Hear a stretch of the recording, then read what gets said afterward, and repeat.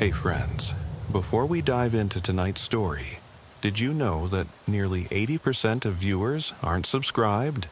If you're enjoying this content, hit that subscribe button. It really helps keep these long stories coming. Also, for even more police horror stories, check out my new channel. The link's in the description and pinned comment. I'd love it if you stop by and subscribe. I'd love to hear from you. What time is it where you are, and which city are you listening from tonight? Now, sit back, relax, and let's get into it. I still hear Brutus's nails scraping the gravel edge of Old Mill Road every time I close my eyes. It began just after 2 a.m., when the fog drifted in thicker than usual, swallowing the beams of the patrol truck's headlights like gray smoke. I'd been on the force for 6 years, K, 9 handler for 4, and I'd learned to read the night as if it spoke a language only some of us could hear. Brutus, solid muscle beneath a sable coat, was more than a partner. He was my constant echo of instinct. Every cough from his throat was a syllable in a warning I could neither ignore nor fully translate. Dispatch had flagged a suspicious vehicle call. A lone Silverado parked beside an abandoned warehouse yard just beyond the township limits. Plate flagged for erratic driving, possible DUI, maybe narcotics. A routine check, they said. Unit 17, confirm 2 a.m. check at grid 05, crackled the radio. The fog made every sound warped. Voices stretched into the silence, and the radio itself cast static like distant thunder. I clipped Brutus into his harness, felt the metal buckle's weight transfer from my hand straight into his tense shoulders. He tilted his head and wheezed out a single bark, the breath visible in the chill air. We stepped onto the gravel shoulder together. The warehouse was just a hulking silhouette, corrugated metal walls pocked by rust and time. The ground sloped toward an old loading dock, broken planks like splintered ribs. Every flashlight sweep across the damp asphalt threw brilliant reflections, red and blue LEDs pulsing in the moisture.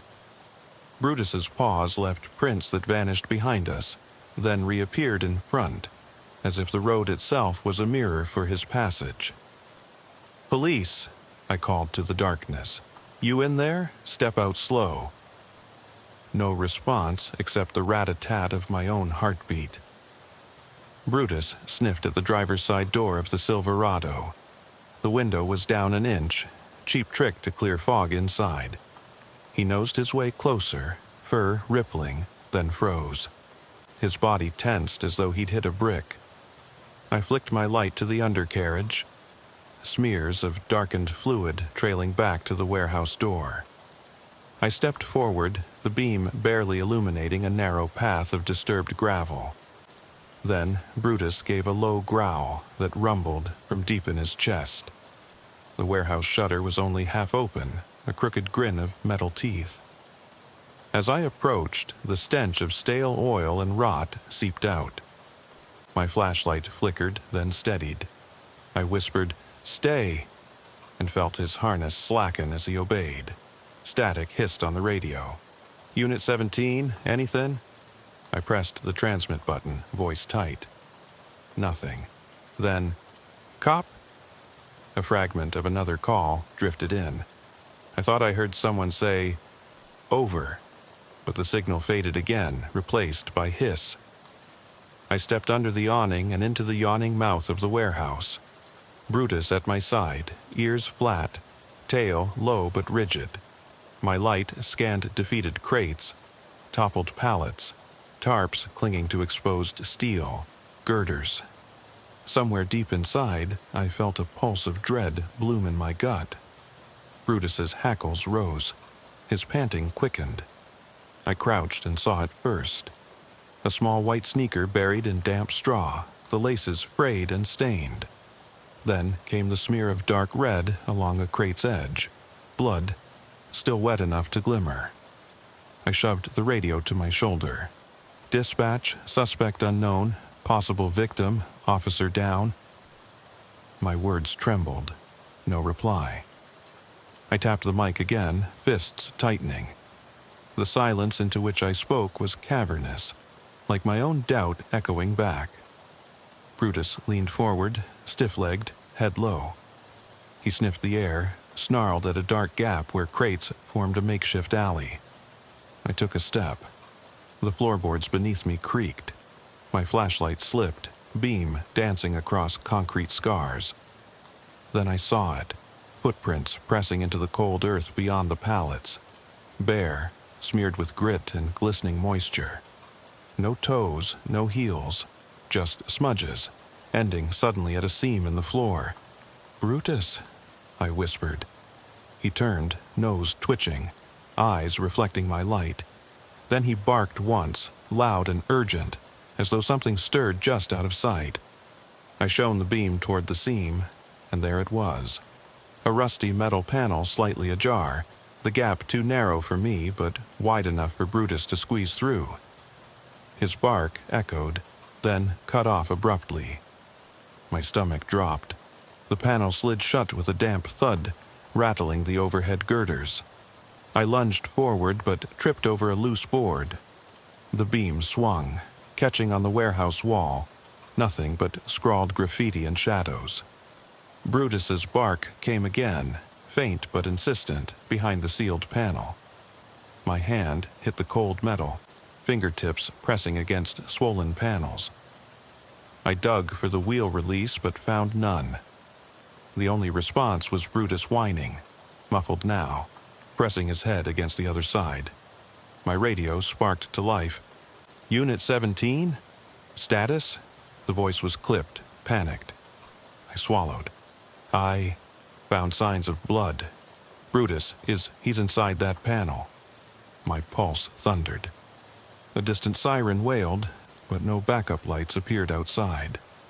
The fog had rolled in, thick as wool, swallowing sound and sight. I pounded the panel, shouted Brutus's name, but my voice was swallowed, met by only silence and the dog's uneasy panting. Seconds stretched like hours. Then the panel creaked, shifting just enough for me to slip a hand through. I felt fur, wet and trembling, and something cold brushed against my wrist. Brutus's paw, a thick, pulsating warmth. I tried to pull, but the gap collapsed, metal scraping bone. I cursed and yanked, wrenching the panel open a crack. Light spilled in from behind. His eyes shone, wide, frantic, reflecting terror I'd never seen in him before. But just as quickly as he emerged, the floorboard gave way under both of us, and we plummeted into darkness. The world flipped, my ribs cracked against wood. My flashlight went flying, clattering on unseen debris. Brutus let out a yelp that cut through the dead radio static. We landed in something wet. The stench of metal and rot hit me full in the lungs. My left arm went numb. In the silence that followed, only the drip of water and Brutus's heavy panting in the blackness remained. Then, a single bark, sharp, unsure, echoed off walls I couldn't see. And somewhere above, the shutter creaked shut. I still feel the chill of that night down to my bones, a cold that no uniform or backup heater could ever drive away. It was just past 2 a.m., the kind of late hour when the world outside patrol feels like a half-remembered dream, all edges smudged by fog and fatigue. Brutus sat in the passenger seat, taut as spring steel, ears swiveling for any hint of movement. I'd been on the Portland force 6 years, partnered with this dog nearly 4, and we'd grown into a single living instrument of instinct and routine. On most nights, that partnership was enough to carry us through the silent stretches. But this night, the night everything went sideways, carved itself into my memory the moment the call came through. Unit 17. Suspicious vehicle at grid 05. Dispatch crackled. The voice was flat, professional, but the static tangled with a low undercurrent of urgency. I eased the rig onto the gravel shoulder of Old Mill Road, where the blacktop split and the warehouse lots began. Ramshackle, overgrown, abandoned since some long-past boom left them empty husks under the moon. The headlights of my patrol truck cut twin beams into the fog, pale fingers probing the murk ahead. Every drop of moisture clung to metal and asphalt like frosting on cake. The red and blue LEDs shimmered across puddles, each pulse rippling outward before the gloom swallowed it again. I clipped Brutus's leash into his harness. The metal clip made a soft clink, and I swear I heard it louder than any other sound on earth. He gave a single bark, tight and low, different from his usual greeting. That bark meant he was locked in. This was no traffic stop or dog-in-park call. Something about that vehicle had already set his senses ablaze. The Silverado was parked under a collapsed overhang, paint flaking, windshield smeared with rain dust. Its tailgate was closed, one taillight shattered. I flicked on my flashlight and stepped closer, boots scraping gravel. Brutus jumped down, paws compacting the stones into half-prints that vanished as soon as they formed. He nosed the rear bumper, neck muscles rippling beneath matted fur. I held his leash loose, letting him lead while keeping my eyes peeled for a driver or passenger. The cab was empty. No IDs on the seat, no open doors. Just vacancy. "Police," I called, voice echoing against cold metal. "Anyone here? Show yourself." Brutus's hackles rose. His panting quickened. A second bark, urgent, rattled in my chest like a warning bell. I followed him around to the driver's side. The window was down by a hair's breadth. Just enough to clear condensation, but not enough for a person. He sniffed there, muzzle passing through stagnant air. My beam traced a smeared pattern on the doorframe, brownish red dried into cracks in the paint. I swallowed, pinch of bile burning my throat. Dispatch, possible sign of injury, request backup. My fingers fumbled the radio controls as Brutus nosed further under the truck, whine pressing at his throat. I shone the light under the chassis. A dark smear coated the metal beams. My jaw clenched. Blood, fresh enough that it glimmered where the light hit it. Then Brutus froze, hackles stiff, nose pointing toward the warehouse entrance. The loading dock was a gaping maw, boards warped, supports buckling, a yawning opening that led into pure black. My light flickered as I stepped onto the rotten wood planks. Each board groaned underfoot, and I could taste the damp rot in the air, like a tomb long sealed. I muttered, "Stay," though I wasn't sure if he'd obey. He stood, shadowed by the dock roof, rigid and alert. I squared my shoulders and moved forward. Inside, the warehouse swallowed our lights, turning every flicker into a distant reflection. My flashlight beam glinted off broken glass, bounced off rust-streaked walls. Crates lay toppled, their contents spilled. Empty bottles, shredded boxes, and something small and white resting in a puddle of oily water. I crouched. It was a rubber glove, a child's medical glove, stained pink around the fingers. I felt a cold spike behind my ribs. Brutus whined low, ear tips twitching. The floor sloped downward, pooling water at a seam where the concrete gave way to dirt. Footprints pressed into the mud, bare, smeared with grit and blood. No heel or toe marks, just smudges, as though someone had knelt or crawled. I thumbed my mic. Dispatch, footprints, no shoes, possible victim. Need EMS static answered. Only static. My pulse drummed in my ears as Brutus nosed toward a dark corridor formed by stacked pallets. My flashlight picked out tape. Police evidence tape, yellow and frayed, wrapped around a rusted support beam, fluttering like dirty gauze. I blinked, then crouched to see if it was new. The edges were slick with moisture, and one corner bore a fingerprint in dried mud. Someone had been here before me. Someone had left breadcrumbs in blood. Brutus let out a bark, hard, staccato, pointing at a steel door set into the far wall. The door's handle was bent, as though twisted by force, and a narrow gap at its bottom revealed darkness that shimmered if you stared too long. I stepped closer, heart hammering.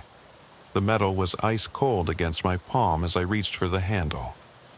Before I touched it, a noise, thump, echoed from somewhere deeper inside, like a foot dropping onto a metal plate.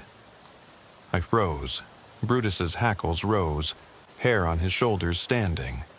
His panting slowed, deliberate, as he listened. My radio crackled. Unit 17, respond. The voice was garbled, urgent. I jabbed the button. Go ahead. Multiple units en route, the dispatcher said. Reports of shots fired at 5 grid. Definition unclear. Sit tight. My stomach knotted. Shots fired? This was bigger than we thought. Brutus lunged forward, leash taut.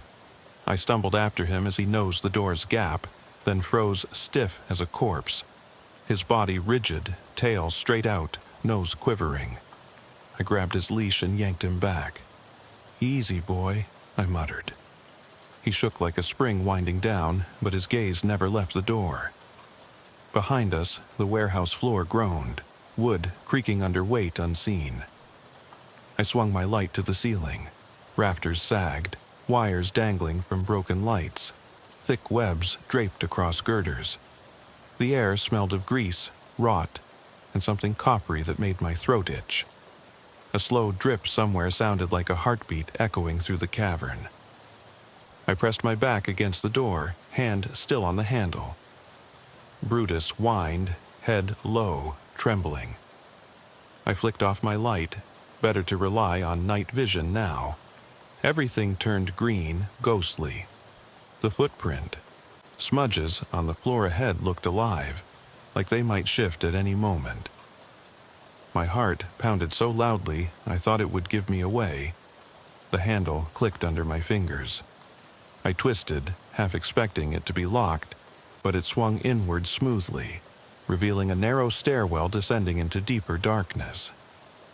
Each step was worn, edges rounded, dust settled in the groove. Brutus squeezed by my leg, nose first, ears alert. I dropped low and followed, every sense screaming that we were stepping into something wrong. At the bottom, the corridor stretched out, concrete walls lined with pipes that dripped black water into shallow pools along the floor. The flashlight beam carved a path, illuminating irregular patches of damp blotting the walls. Something scuttled across the pipe above, metal rings sliding like chains rattling overhead. Brutus growled, a low rumble that set my own nerves on edge. We rounded a corner into a larger room. Dim red LEDs from an emergency panel flickered overhead. 2 lights blinking lazily, as though in no rush to stay lit. The panel's plastic cover was shattered, wires exposed like bleeding veins, and beneath it lay a scattering of papers soaked through. Old ledger pages, smudged handwriting, and what looked like a blueprint of the warehouse. Dots marking rooms long since sealed. I stepped in, boots echoing on cracked concrete. Brutus darted ahead, then skidded to a halt. The far wall, bare except for rust patches, holding a single small projection of something momentary. My own shadow, stretched tall and twisted, as if I'd been draped over with someone else's nightmares. I blinked, and the shadow morphed back when I stepped forward. But the hairs on my neck stood up. A low thump sounded, like a fist against metal, coming from the corridor we'd left. Brutus's head snapped around. He barked once, urgent. I raced back toward the stairwell, mind bursting with questions. What had we found? Who left that evidence tape? Why the shots at the site? And most importantly, what had just moved in the shadows behind me. The stairwell mouth yawned in front of us. I shone the flashlight upward, saw nothing but the dark frame. But to my left, down the hallway we'd come, the emergency lights dimmed further, flickered once, then cut out altogether, plunging everything into green night vision gloom. Brutus barked twice. I froze as the sound echoed, then died. In that instant of silence, I realized that whatever had slammed those crates earlier, whatever dragged those papers and marked those prints, was still here, watching, waiting. I swallowed, heart pounding, as Brutus nosed past me toward the darkness below. My radio squawked with static, then a lone phrase. "Are you okay?" The corridor behind me answered with nothing but the echo of a dripping pipe. And then the stairwell door slammed shut, cutting off my escape with a deafening crack. The world collapsed into a cascade of muffled noises as the stairwell door slammed shut. Metal on metal, echoing like a gunshot in the hollow belly of the building. Brutus and I tumbled backward, paws and boots slipping in wet grit. My flashlight skidded across the floor, its beam dancing wildly before settling on the warped stair tread, reflecting off something glinting at the top of the steps. A pair of leather gloves, one finger torn, streaked with dark red. My pulse spiked. I snatched them up, half expecting them to burn in my hand. They were cold, crisp as parchment, and the red looked almost too perfect, like art. I swallowed and jabbed at the radio. "Dispatch, entry point sealed. Request immediate assistance." No response, only static rasping back. The entire building felt alive with silence. Brutus stood with his hackles raised, tail rigid, eyes flicking between me and the doorway that now refused to open. He let out a single, low growl. An alarm shot halfway between warning and plea. My hand went back to the door's release bar, but it was locked tight. Whoever had closed it from the outside had done it deliberately, and with force. Panic prickled at the nape of my neck. I looked around the landing. The only alternative was the corridor we'd come from. Empty now except for the scattered papers, and that mocked projection of my own twisted silhouette on the far wall. I took a breath, slow, deliberate, and pivoted. Brutus slipped in beside me, body pressed close. Together we retraced our steps down the hall, the beam catching dripping pipes that arched overhead, each drop resonating like distant footsteps. I reflexively scanned for movement, but found none beyond the quivering reflections in the puddles. The air was close, humid, as though the building exhaled in slow, measured breaths around us. At the corridor's end, the stairwell mouth yawned black, the broken emergency LEDs sputtering, then flaring red for a heartbeat before retreating into nothing. My flashlight revealed footprints in the corner, bare prints smeared in blood and dust, leading away from the stairwell toward, of all things, a makeshift office, its door marked by a crude scrawl of letters in blood, RESULT. The letters looked fresh, the strokes unsteady, as if written by someone collapsing under their own weight. I gripped Brutus's leash tighter. "Stay close, buddy." He slid between my legs, a living barrier. The office door hung ajar. I eased it open, heart pounding so loudly I thought it would betray me. Inside, overturned furniture created a crater of chaos. Papers fluttered on the desk, police reports, suspect sketches, property records, mixed with photos printed on glossy paper. My stomach lurched when I recognized one, a grainy image of that abandoned warehouse exterior with the Silverado parked out front. Only this print was dated 2 weeks ago. Below it, in neat, precise script, someone had written, "Test subject." I felt Brutus stiffen. He let out a single bark that rattled in my bones. I shone the light across the wall beside the desk. More photos pinned in a grid, each featuring different scenes of our precinct's jurisdiction. Forest trails, farmland culverts, empty highways. Each had footprints circled in red and narrow notes scrawled, "Interrupted, no capture, repeat." At the center of the grid was a photograph of me, taken from behind as I clipped Brutus into his harness outside the precinct, date stamped that very morning. A cold weight settled in my chest. Someone had been watching us. Someone had known our routines, our calls, our routes, and they'd lured us here on purpose. My radio crackled. "Unit 17, status." The same voice, now frantic. Relief and dread tangled in my throat. I tapped the mic. "I'm alive.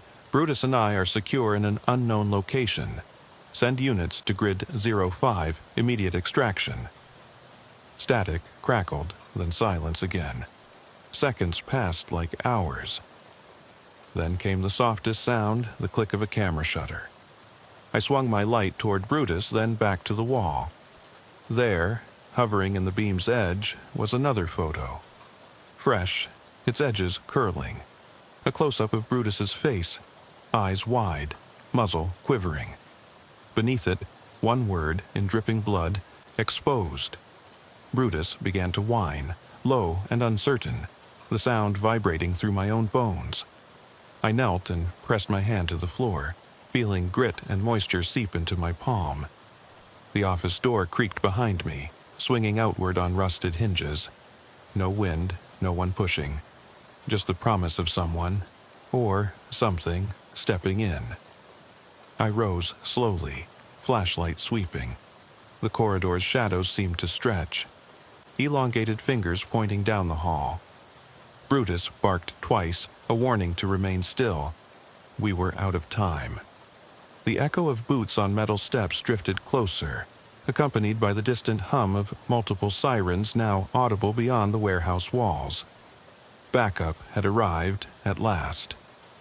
Yet, as I moved toward the office door, the beam caught something behind me. Footprints. Bare, wide, and smeared. Leading not back to the stairwell, but deeper into the warehouse, toward areas we hadn't yet explored. And at the very end of those prints, a single set of small, dirty paw prints moving away from the room, as though something four-legged had slipped past us, vanishing into the darkness. My heart hammered. My voice caught in my throat as I realized whatever hunted us that night had marked its trail, leaving us a gruesome breadcrumb. And it wasn't done. With backup now flooding in behind me, I hesitated, leash slack in my hand. Brutus whined, head turning to watch the prints. I took a breath, the last shred of doubt draining away, because I knew, far too well, that catching up to those prints was how we'd find out just how deep this terror ran, and whether we'd ever make it back out into the night again. The sirens outside grew louder, a chorus of urgency that pressed through cracked windows and rattled the loose papers on the floor. Brutus's whine rose in pitch, and I realized my own breathing had become ragged. Backup had arrived, officers flooding past the threshold, flashlights sweeping, voices sharp and commanding. I raised my hand, palm outward, and yelled, "Hold! Don't step forward until I clear it." They halted, astonished at my tone, urgent, wary. Brutus slipped close, body rigid as a statue, eyes locked on the corridor behind us. I turned back, shining my light down the hallway where those prints led. Bare, smeared footprints, and that single trail of paw prints. A breadcrumb path into deeper darkness. The officers behind me whispered, but I silenced them with a look. "That way," I said, voice low. "Something's moving in here. We need eyes on that corridor." One of them, a young deputy named Ruiz, nodded and edged forward, pistol drawn. I kept my hand lightly on Brutus's harness, heart thundering like a war drum. As Ruiz and two others formed a flanking line, I stepped into the corridor's mouth. The stink of stale rot clung to the walls. The drip of water sounded distant, warped by the length of concrete. The flashlight beam carved narrow slices of visibility that barely touched the walls before vanishing into black. I followed the prints with careful steps, keeping low, every nerve on edge. Halfway down, Ruiz broke the silence. "Sir, there's something here." His beam settled on a dark stain that trailed toward a side alcove.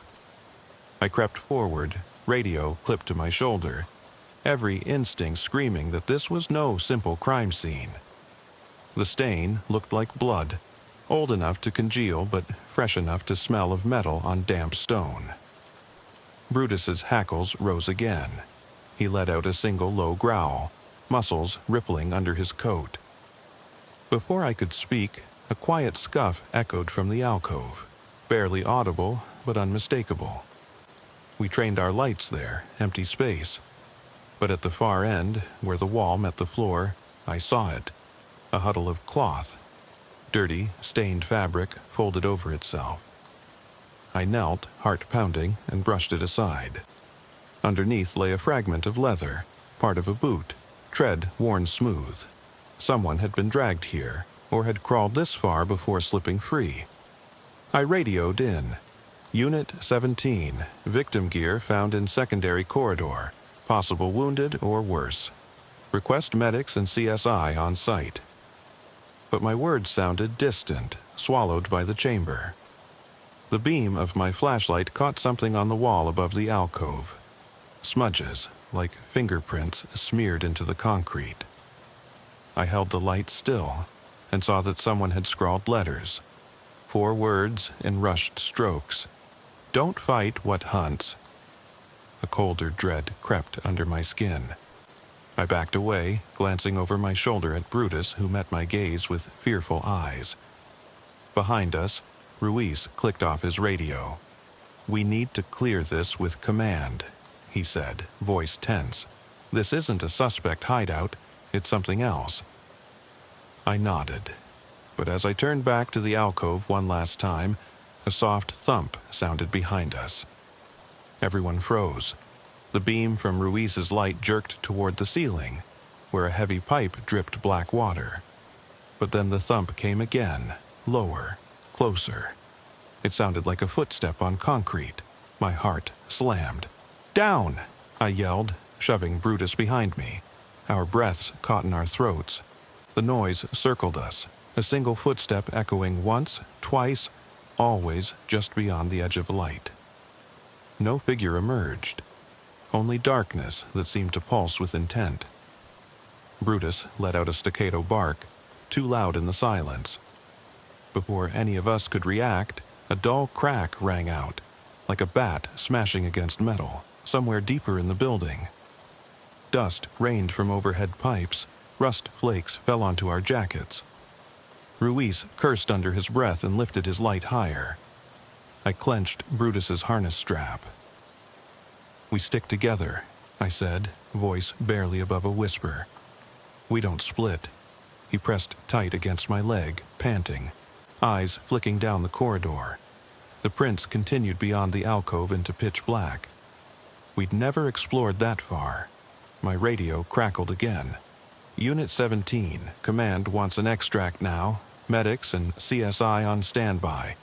Don't engage further until they arrive." The order stung. Every instinct in me screamed to chase those prints, to see where they led. But the safety of my team and Brutus came first. I tapped my mic. "Copy that," pulling back to warehouse mouth. We retreated in a tight formation, flashlights bobbing and voices hushed. At the stairwell mouth, the bulk of officers waited, glancing back in concern. A medic crouched by a stretcher, goggles perched on his forehead. I glanced at Brutus. His ears flicked forward, gaze fixed where the corridor faded into nothing. I could still feel the pulse of that unseen presence, the weight of being hunted. As we reached the dock's yawning opening, daylight began to seep through cracks in corrugated walls, an illusion of safety. Ruiz exhaled hard. "Sir, I've never seen prints like that," he said. "And that message, whoever wrote it, wanted us to know it hunts." My jaw set. I raked a hand through my hair.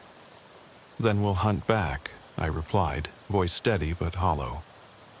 Brutus let out a relieved pant, tail sweeping the air once before stiffening again. He nosed my hand, an anchor in the storm of dread. I patted his head before stepping out into the cold morning air, flashing police lights painting the yard in staccato bursts of red and blue. The warehouse behind us seemed to sigh, settling back into silence.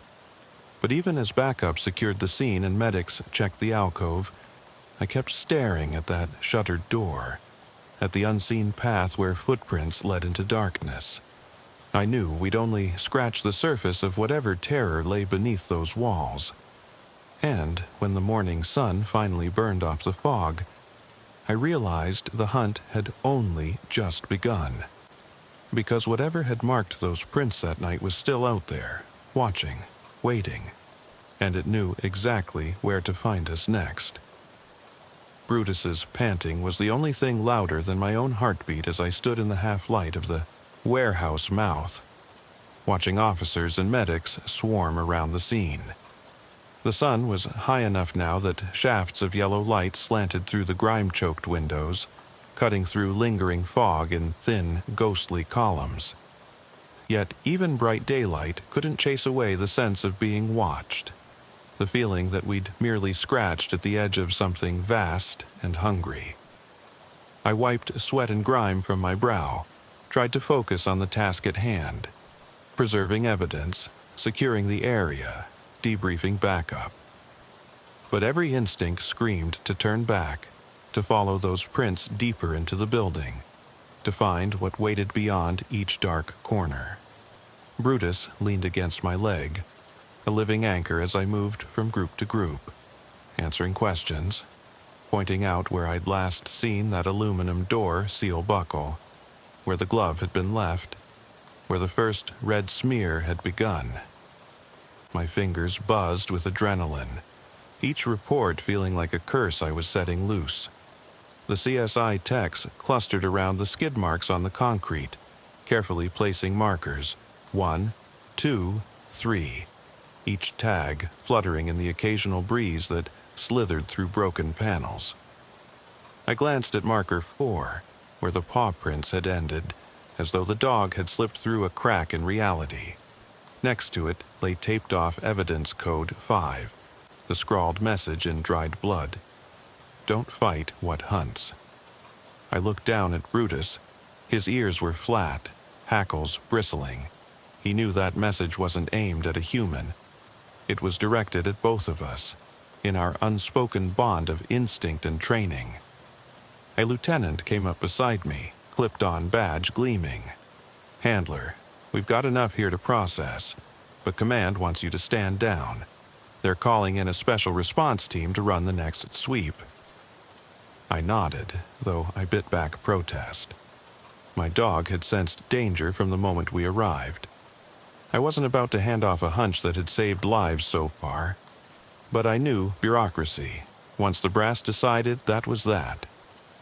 I managed, understood, keep me posted. He gave a curt nod and walked off. Left alone with Brutus beside the taped-off corridor, I removed my radio mic and clipped it to my belt. The crackle of chatter in my ears was a lullaby compared to the silence that roared through that hallway. I approached the edge of the barrier tape. The corridor beyond lay dark, inviting, taunting, a black mouth that refused to close. Brutus let out a single, sharp bark. He pressed forward, nose through the tape, tail stiff. I held him back with a gentle tug. "Not yet," I murmured. But his eyes flicked back and forth as if he wanted to charge in and root out the thing that eluded us all. A young tech standing nearby called out, "Sir, we'll need a statement for the log." I crouched by the tape and spoke into a pen recorder. "Unit 17. Handler and K9 partner responded to suspicious vehicle. Found signs of blood, footprints, paw prints, child's shoe, and multiple threats written in blood. Evidence processed.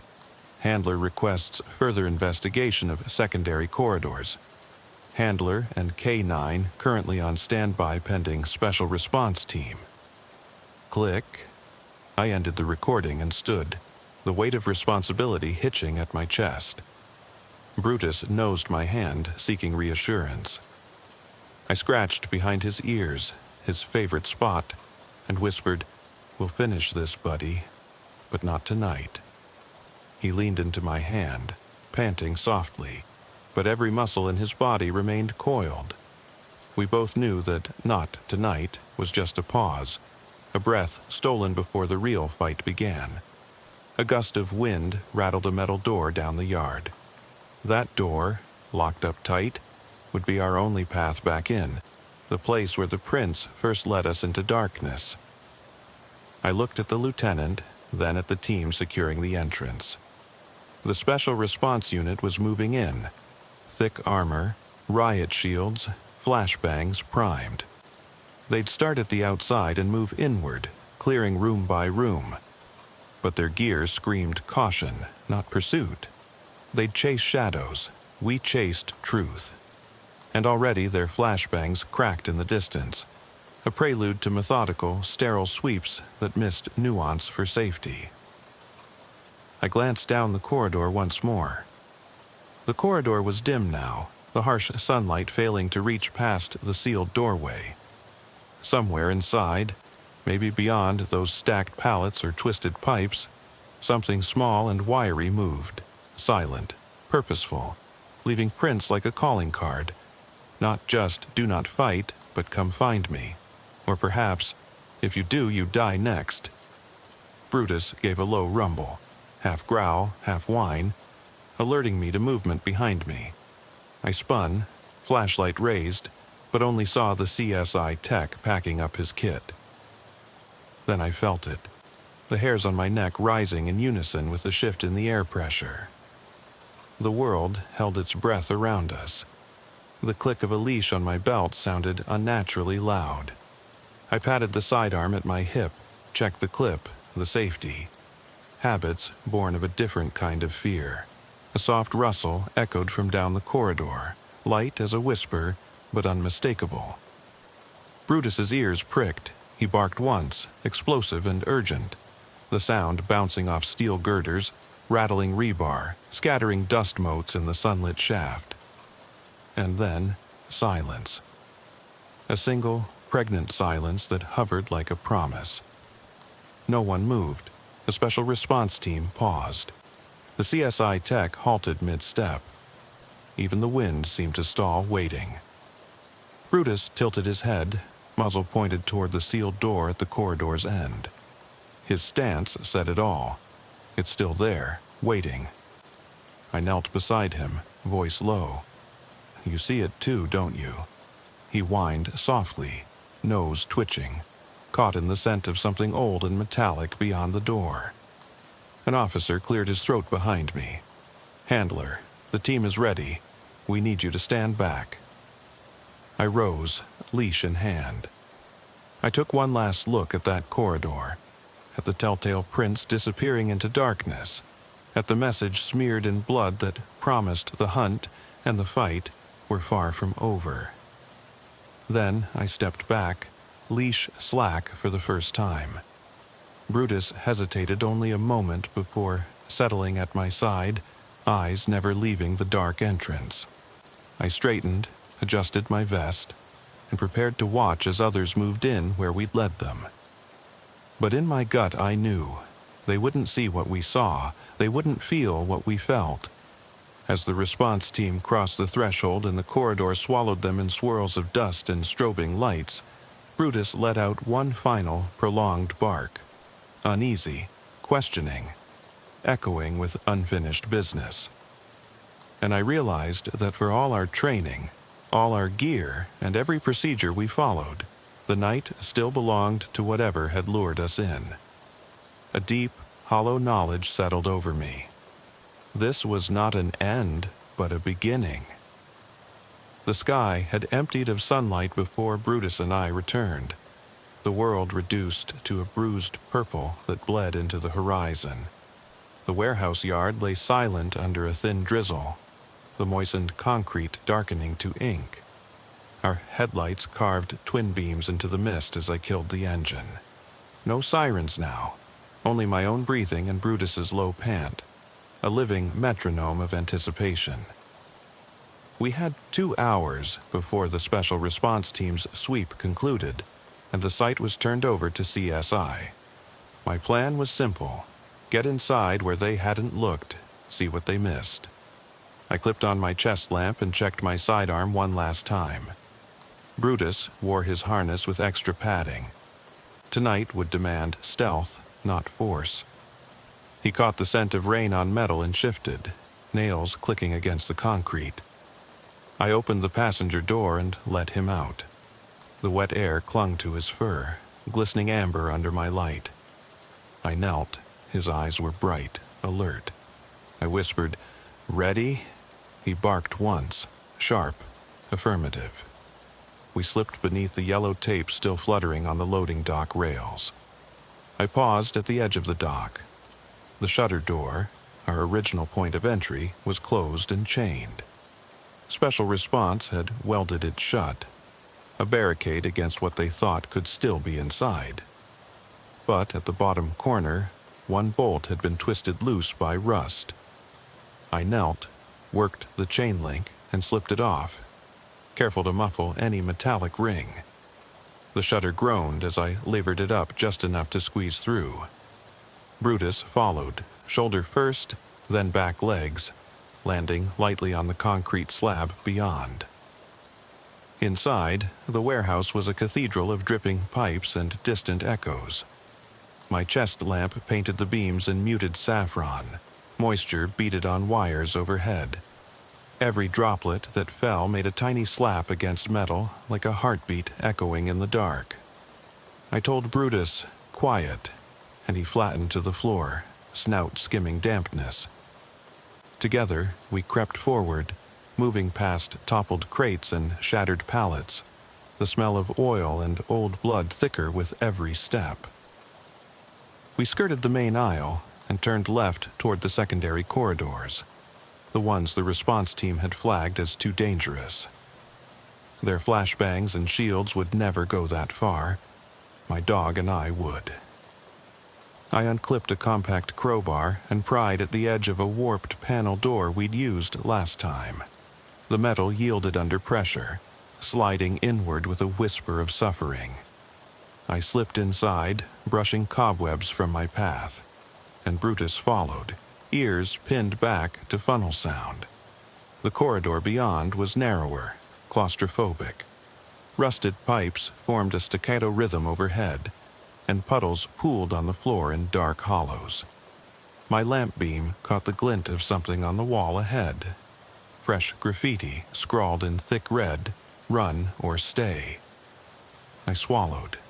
The letters were smudged at the edges, like someone had touched them before the blood dried. Next to the message lay a long scratch in the concrete, deep enough to catch the light. I pressed my fingertips into its edge. Not rust, but dried hemoglobin. Brutus's tail stiffened. He nosed at a low vent cover beside the graffiti. I pried it free.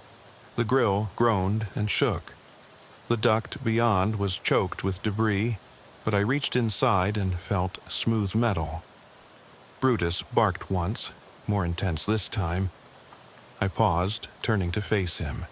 His eyes were locked on the further end of the corridor, where shadow pooled darkest. I heard it then, the faint scuff of movement, footsteps too light for a man. Something, or someone, was ahead. I clicked the crowbar into my belt and patted Brutus's flank. "Let's go," I murmured. He prowled forward, nose to the ground, every muscle coiled. We rounded the corner together, lamp high, and found ourselves in a small chamber lit by a lone emergency lamp, still sputtering orange. In the center sat a desk, one I didn't recognize, its surface clear but for a single object. a small digital recorder blinking red, as though still recording. I knelt, heart pinning me in place. Brutus crouched beside me, hackles rising. I pressed play. A crackled voice whispered guttural, "Tested the reaction. Unit is active. Handler complies. Brutus responds confined. Protocol continues tomorrow." My blood ran ice cold. Someone had been here after the others left, testing me as I tested them.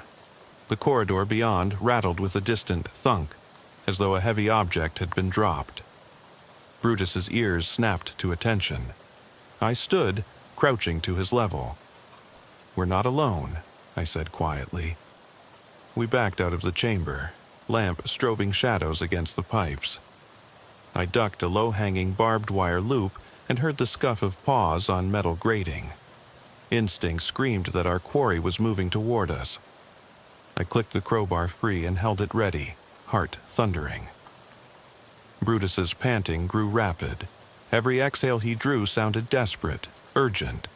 We passed the graffiti and scratch marks, steam hissing from a broken valve above. The smell was sharp. Chemical. Hydrochloric? I flicked my lamp to the pipes. One clamp was loose, pipes dripping a frothy liquid onto the floor. My mind raced. The water table here was supposed to be clean. Whoever had tampered with these lines aimed to cover their tracks, or to trap us. Brutus barked twice, low and warning.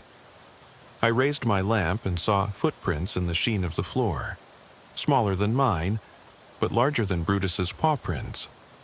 Fresh. They trailed toward a blocked-off vent at ceiling height. A ledge ran along the wall just below. I looked at Brutus. He looked back, then leaped, muscles coiling like springs. He caught the ledge with his claws and hauled himself up, disappearing into the gloom above. My breath seized. He cried out once, short and sharp. I grabbed a crate and shoved it beneath the vent. Brutus's head appeared above. His teeth glinted as he latched the vent cover. I pried it free and climbed up, hauling myself into a narrow duct. The air rotted and close, but I pushed forward on hands and knees until I came through into another chamber. A former storage room now dark, except for a single lamp dangling by a cord. Brutus was there, a white muzzle breathing hard, eyes wide. Before me, spray-painted on the far wall, was a sequence of numbers and letters. 17B-09-RZ. Beneath it, uneven scratches clawed into the plaster. Your turn. My pulse ricocheted in my ears. I shook my head, breath catching. Brutus whined at my side. I put a hand to his head. From behind us, something clicked, a lock, tumbling. The heavy door on the opposite wall creaked open. A faint light pooled on the floor. We stood, dog and handler, backs against each other, facing the only exit. The dripping drip of the valve over our heads was the only sound. Then, a soft exhale, like a breath of satisfaction, echoed from the darkness beyond the doorway. Brutus lifted his hackles, let out a slow, measured growl. I tightened my grip on the crowbar, knuckles whitening. The door swung inward just enough to admit a sliver of light, then stopped. Nothing moved beyond. My heart thundered so loud I feared it would give me away. Behind the door, in that patch of light, something shifted, and then silence. Brutus barked once, short, insistent, a demand for action. His nails scraped the floor in a staccato stutter. I took a step forward, chest tight. The light grew a fraction brighter, illuminating the outline of a figure just beyond the threshold, only inches away. I froze, crowbar raised, mouth dry. The beam of my chest lamp trembled against the corrugated wall as I closed the door behind Brutus and me, sealing us into the narrow chamber that smelled of rust and stale breath. Every stitch of my uniform felt like armor against the unknown, but nothing would have prepared me for the hush that greeted us beyond that threshold. A silence so dense it pressed my eardrums inward. demanding I listen to its secrets. Brutus pressed close, body taut, ears pricked forward. I crouched beside him and ran a quick hand over his flank, feeling the rapid beat of his pulse beneath my fingers. "We're in," I whispered. "Now, let's see what they didn't want us to find." My voice bounced off the concrete, and I could almost hear its echo plotting a reply. I swept my lamp across the room. It was small, maybe 10 feet square, with ceiling pipes dripping a slow, rhythmic patter that sounded like a metronome of dread. The walls were bare, except for the spray-painted code 17B-09-RZ, and beneath it, the carved admonition, "Your turn." At first glance, it seemed like vandalism, but the letters were gouged deep, edges sharp enough to draw blood if I brushed against them carelessly. Someone had meant this as a message, directed at me, at Brutus, at any soul with the courage to venture here. I moved to the far corner, heels scraping against the concrete, and found a low grate set into the floor. The metal was cold and slick with moisture. A glance through the slats revealed nothing but darkness, an underfloor void that could swallow a man whole. Brutus nosed at it, ears swiveling. His handler's instincts told me that whatever lay beneath was why this place had been abandoned, why the special response team had given it only a cursory glance. I crouched and aimed my beam down the void. The light vanished into nothing, but as I watched, something stirred. Just a flicker at the edge of visibility, like a shadow shaking loose. Brutus growled, low and warning. I leaned forward, heart pounding so loud it gave the illusion that the world had fallen silent around it. From the grate came a faint, so faint it might have been imagination, a scratching noise, nails on metal. Then nothing. My radio, clipped at my belt, crackled unexpectedly, the static so loud it startled me. I yanked it free. "Unit 17, status update?" No response, just static. Whoever had keyed the mic obviously didn't want to talk. I killed the radio, letting the silence envelope us again. A stench drifted in, acrid, coppery, like old blood mixed with chemicals.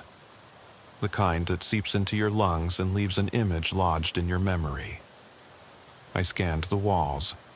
Streaks of brown-black traced irregular paths, as though someone had dragged something heavy through this room, leaving a map of its passage. My lamp illuminated one smear that trailed up to another vent cover in the far wall, higher than the rest, almost at ceiling height. My stomach knotted. Brutus followed my gaze. I edged forward, careful not to disturb the grime underfoot. The smear ended at the vent's edge, where the metal was bent outward, like someone had forced it from within. I stepped up onto a low concrete ledge and pried the vent loose. It resisted momentarily before giving way with a groan. Brutus paused at my side, muzzle twitching. I wiped sweat from my brow and peered inside. Darkness, total and complete. But at the very back, pressed against the duct roof, was a pale shape, convex, like a gloved hand warped by moisture. Then it moved, sliding closer to me, the metal groaning under its weight. I raised my lamp. The beam caught on jagged metal and wet cloth. A rag, caked in dark red crust, fluttered back as if thrown aside. Brutus barked twice, urgent and loud. I yanked the rag free. It was soaked, unmistakably human blood. Beneath it lay a crumpled photograph, face down. I flipped it over.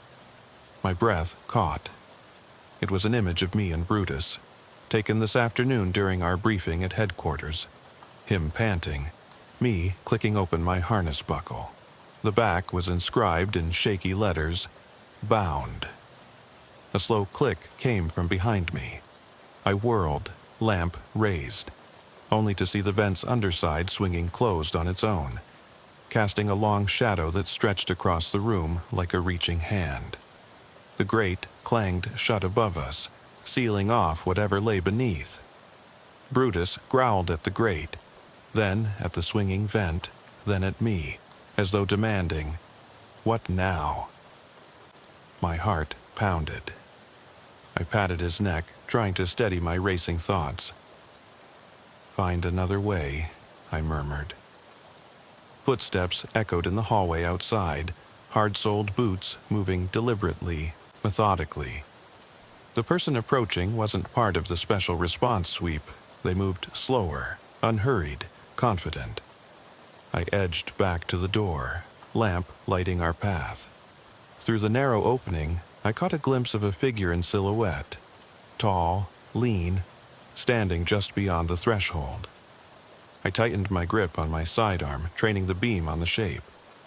Brutus sprang forward, leash taut, hackles raised.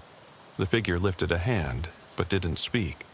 Instead, they tilted their head, as if studying us.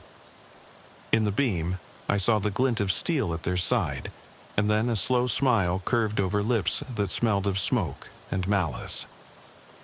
"Welcome back," a voice rasped, low and cold. "I've been expecting you."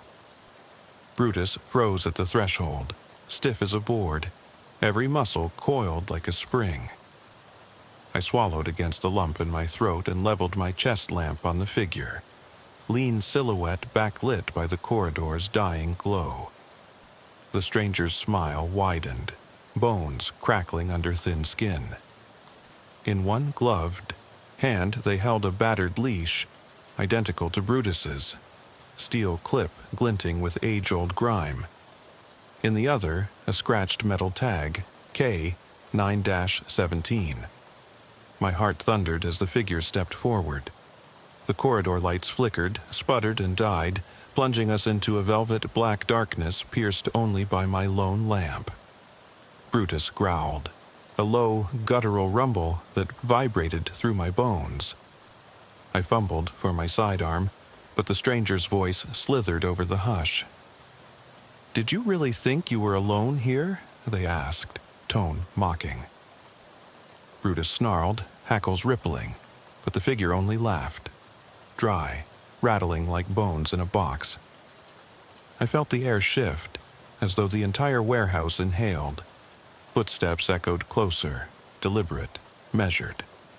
I took a shaky breath and flicked my lamp to scan their face. Where eyes should have been were two glassy orbs reflecting my light back at me. Empty. Patient. The grin stayed, widening beyond normal limits, teeth too sharp, too white. "Your dog," they said, voice low. "He's special. But you're mine now." The leash in their hand uncoiled, falling to the floor. Brutus snarled, lunged, but the figure vanished into the black behind us with the speed of a nightmare. Before I could react, the lamp winked out, plunging me into absolute darkness.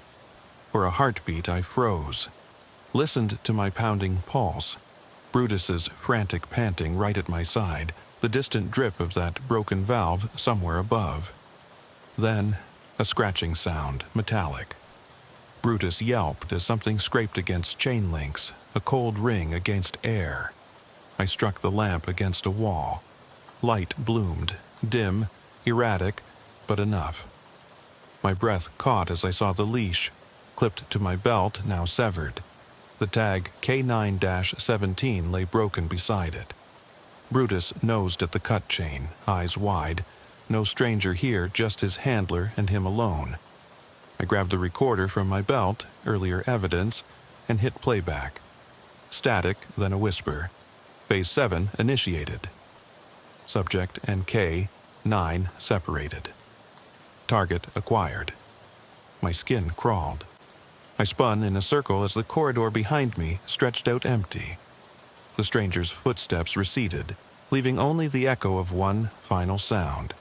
A soft click, like a camera shutter, and then silence. I pressed my ear to the broken chain. Brutus whimpered. I knelt and pressed the tag into my palm, heart hammering. It read simply, property of 17B-09-RZ. I looked up at the corridor's black throat. The tag felt warmer than it should, like it carried a pulse. Brutus's leash lay limp at my side. I had no way out, no backup, and whatever had been here had vanished, leaving only promises. I hooked my remaining hand into Brutus's harness. Together, we stepped forward into the dark, into the unknown corridor where the prince still trailed, and the message still demanded an answer. What comes next, we'll only discover in the shadows. I eased Dixie out of the back of the patrol truck and into the wet hush of the field. Above us, a sliver of moon hung low, its pale light filtering through wisps of fog that crawled across the rows of broken stalks. I clipped her leash to her harness, metal against fabric, and heard the soft jingle echo in the quiet. Every sound seemed amplified: the distant hum of the county's lone highway, the scrape of my boots against the cold gravel, Dixie's breath, sharp and eager, as she surveyed the broken earth around us. "Stay close, girl," I murmured, voice nearly swallowed by the fog. My flashlight beam was unsteady in my free hand, its narrow circle of blue-white cutting through the mist. The red and blue strobes from the patrol truck's roof reflected in puddles along the dirt road, throwing fractured colors over gnarled fence posts. Even the air smelled wrong, sweet with decaying corn, sharp with dew, but tinged with something acrid I couldn't place. We moved forward in silence, Dixie's paws scraping on the ground. Behind me, the engine idled low, and I could almost sense the truck waiting for our return. My radio had been dead for 2 minutes already. Static at first, then absolute quiet. Dispatch warned me that communications were down countywide. Backup channels were offline, satellite links dead. My own heartbeat sounded louder than any bark. "Find," I whispered, easing the leash. Dixie slipped ahead, nose low, tail quivering with concentration. We passed a rusted silo tilted like a dying sentry. Its metal skin was pocked with rust, paint peeled away in jagged strips. The silo door hung open a crack, and a faint drip echoed inside. Dixie paused at the threshold, one ear cocked.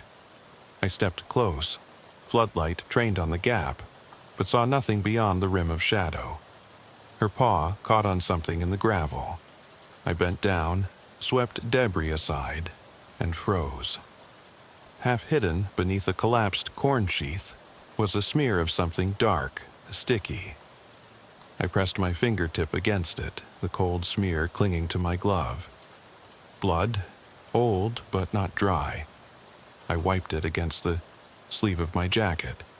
It left a smear, yet still glistened in the beam. I looked up. Dixie stood a few feet away, ears flat, hackles faintly raised. Was she smelling it too? A distant siren wailed, thin and vulnerable, one of my fellow units, desperate for a working channel. I lifted the radio handset, thumb on the talk button, Unit 24 to any. Nothing but static hissed back. I released the button, cursed under my breath. In my 20 years of handling, I'd learned to adapt when gear failed. But tonight, all the gear had failed. I clicked my tongue. "Let's go, partner." Dixie moved forward, nose low, tracing footprints I couldn't see. We skirted broken machinery, rusted plows twisted like grotesque sculptures, and reached the edge of the warehouse yard. Rows of boarded-up windows stared blankly in the moonlight. A chain-link fence, warped and barbed, wove between scattered pallets of broken crates. I unclipped the leash for a moment and let Dixie examine the fence line, watching her muscles ripple beneath her coat. Something in the yard shifted, a thump, distant yet deliberate. Dixie stiffened, hackles taut as guitar strings. She whirled, teeth bared in a silent snarl, then darted into the shadows. I called out, but my voice was swallowed whole. Donning gloves, I steadied the flashlight and followed, every sense on high alert. The thump sounded again, closer now, like a single footstep against metal. Inside the warehouse, the air was thicker, damp with mildew. My beam danced over stacked barrels stamped with faded warnings. Dixie padded forward, nose skimming the ground, then froze at the base of a crate tower. A soft groan followed by a scrape, metal shifting.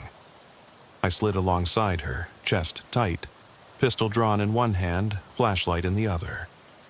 My finger hovered near the trigger guard, heart pounding, then silence. I swallowed, voice low and firm. "Police, show yourself." Nothing. Dixie's ears pricked, and she took a tentative step forward. I noticed a faint trail of droplets leading toward a side door. I knelt, traced them. Thick, dark, congealing at the edges. Blood again, fresh enough. My throat tightened. Back in training, I learned to compartmentalize, to see blood and move on. Now, I wondered what I'd signed up for. We left the warehouse by another door, forced open, splinters at its frame, emerging onto an overgrown platform. Old loading ramps sagged under rotted boards, wild vines entangling the supports. The moonlight painted everything in cold relief. Dixie's nose was pressed to the ground, tail stiff.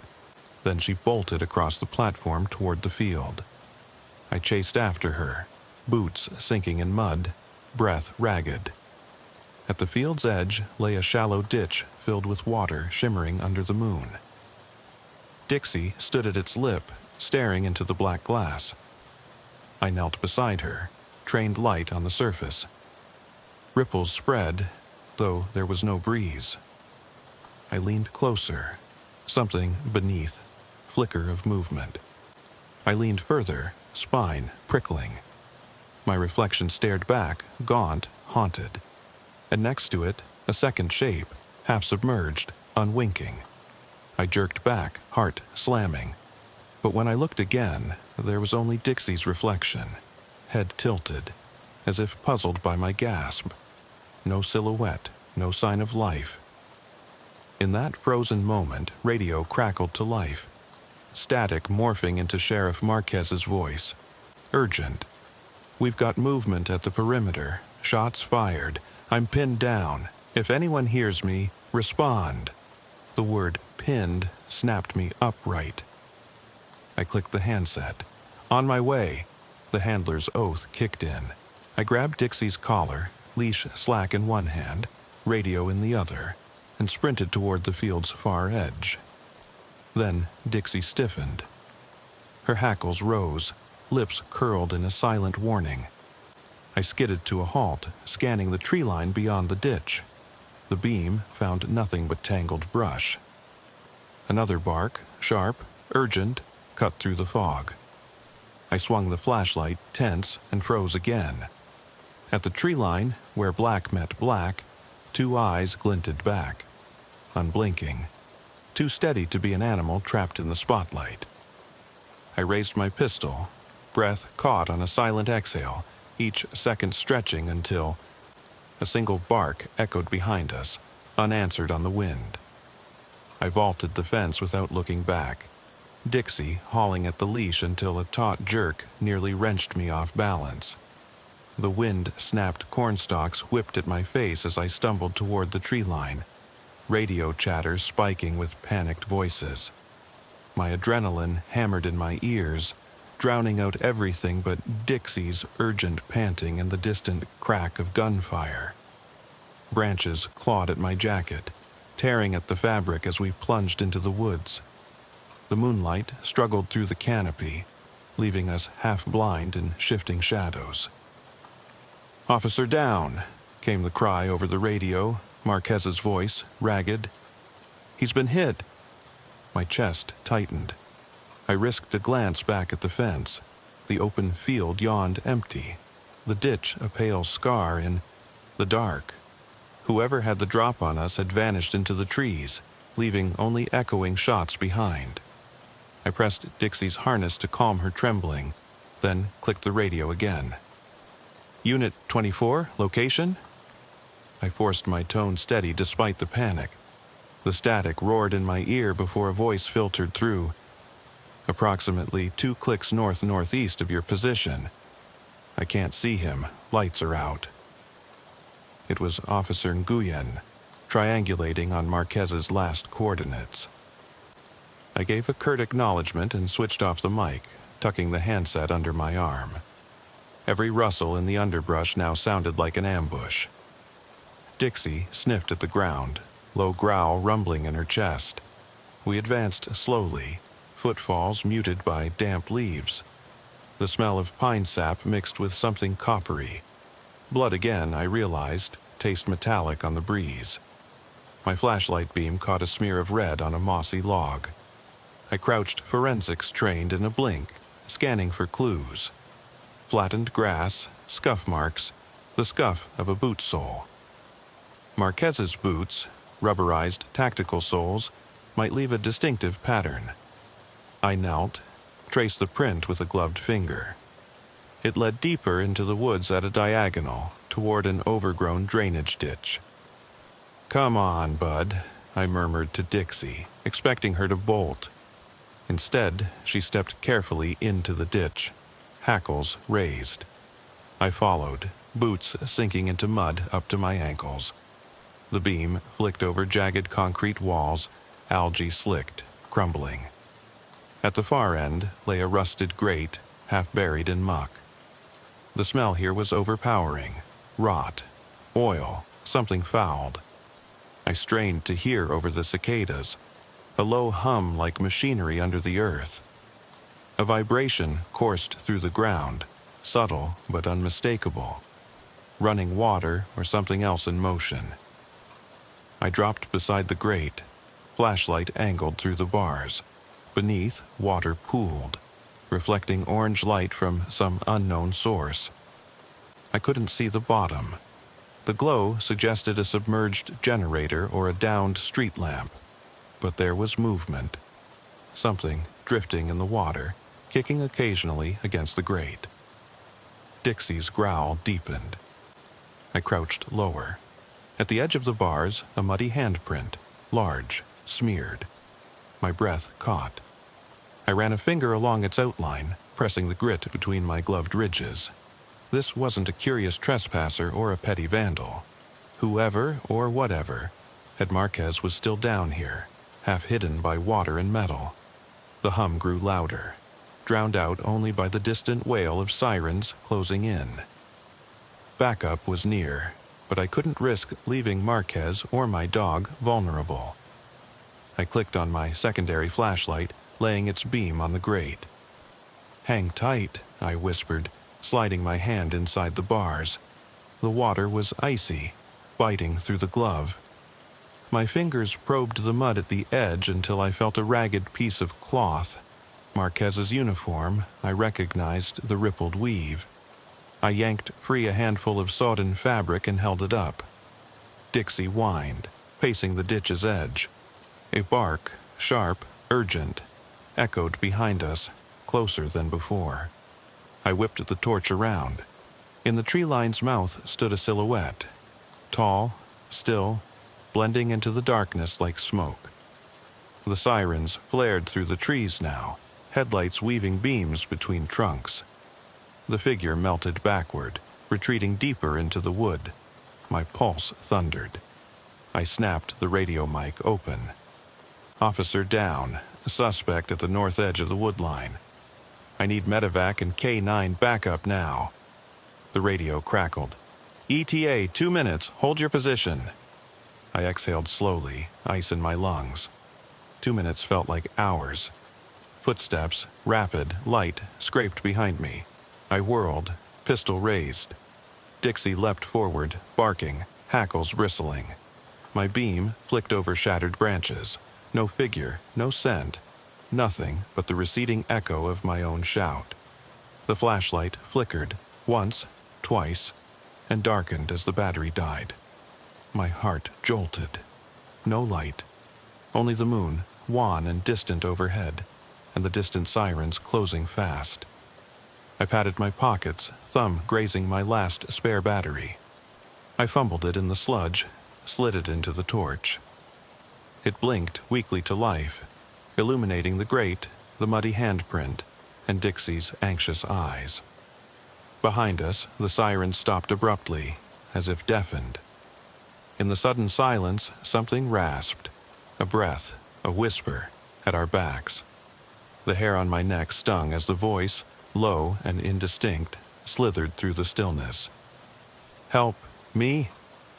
It felt wrong, impossible through the grate, but unmistakably human.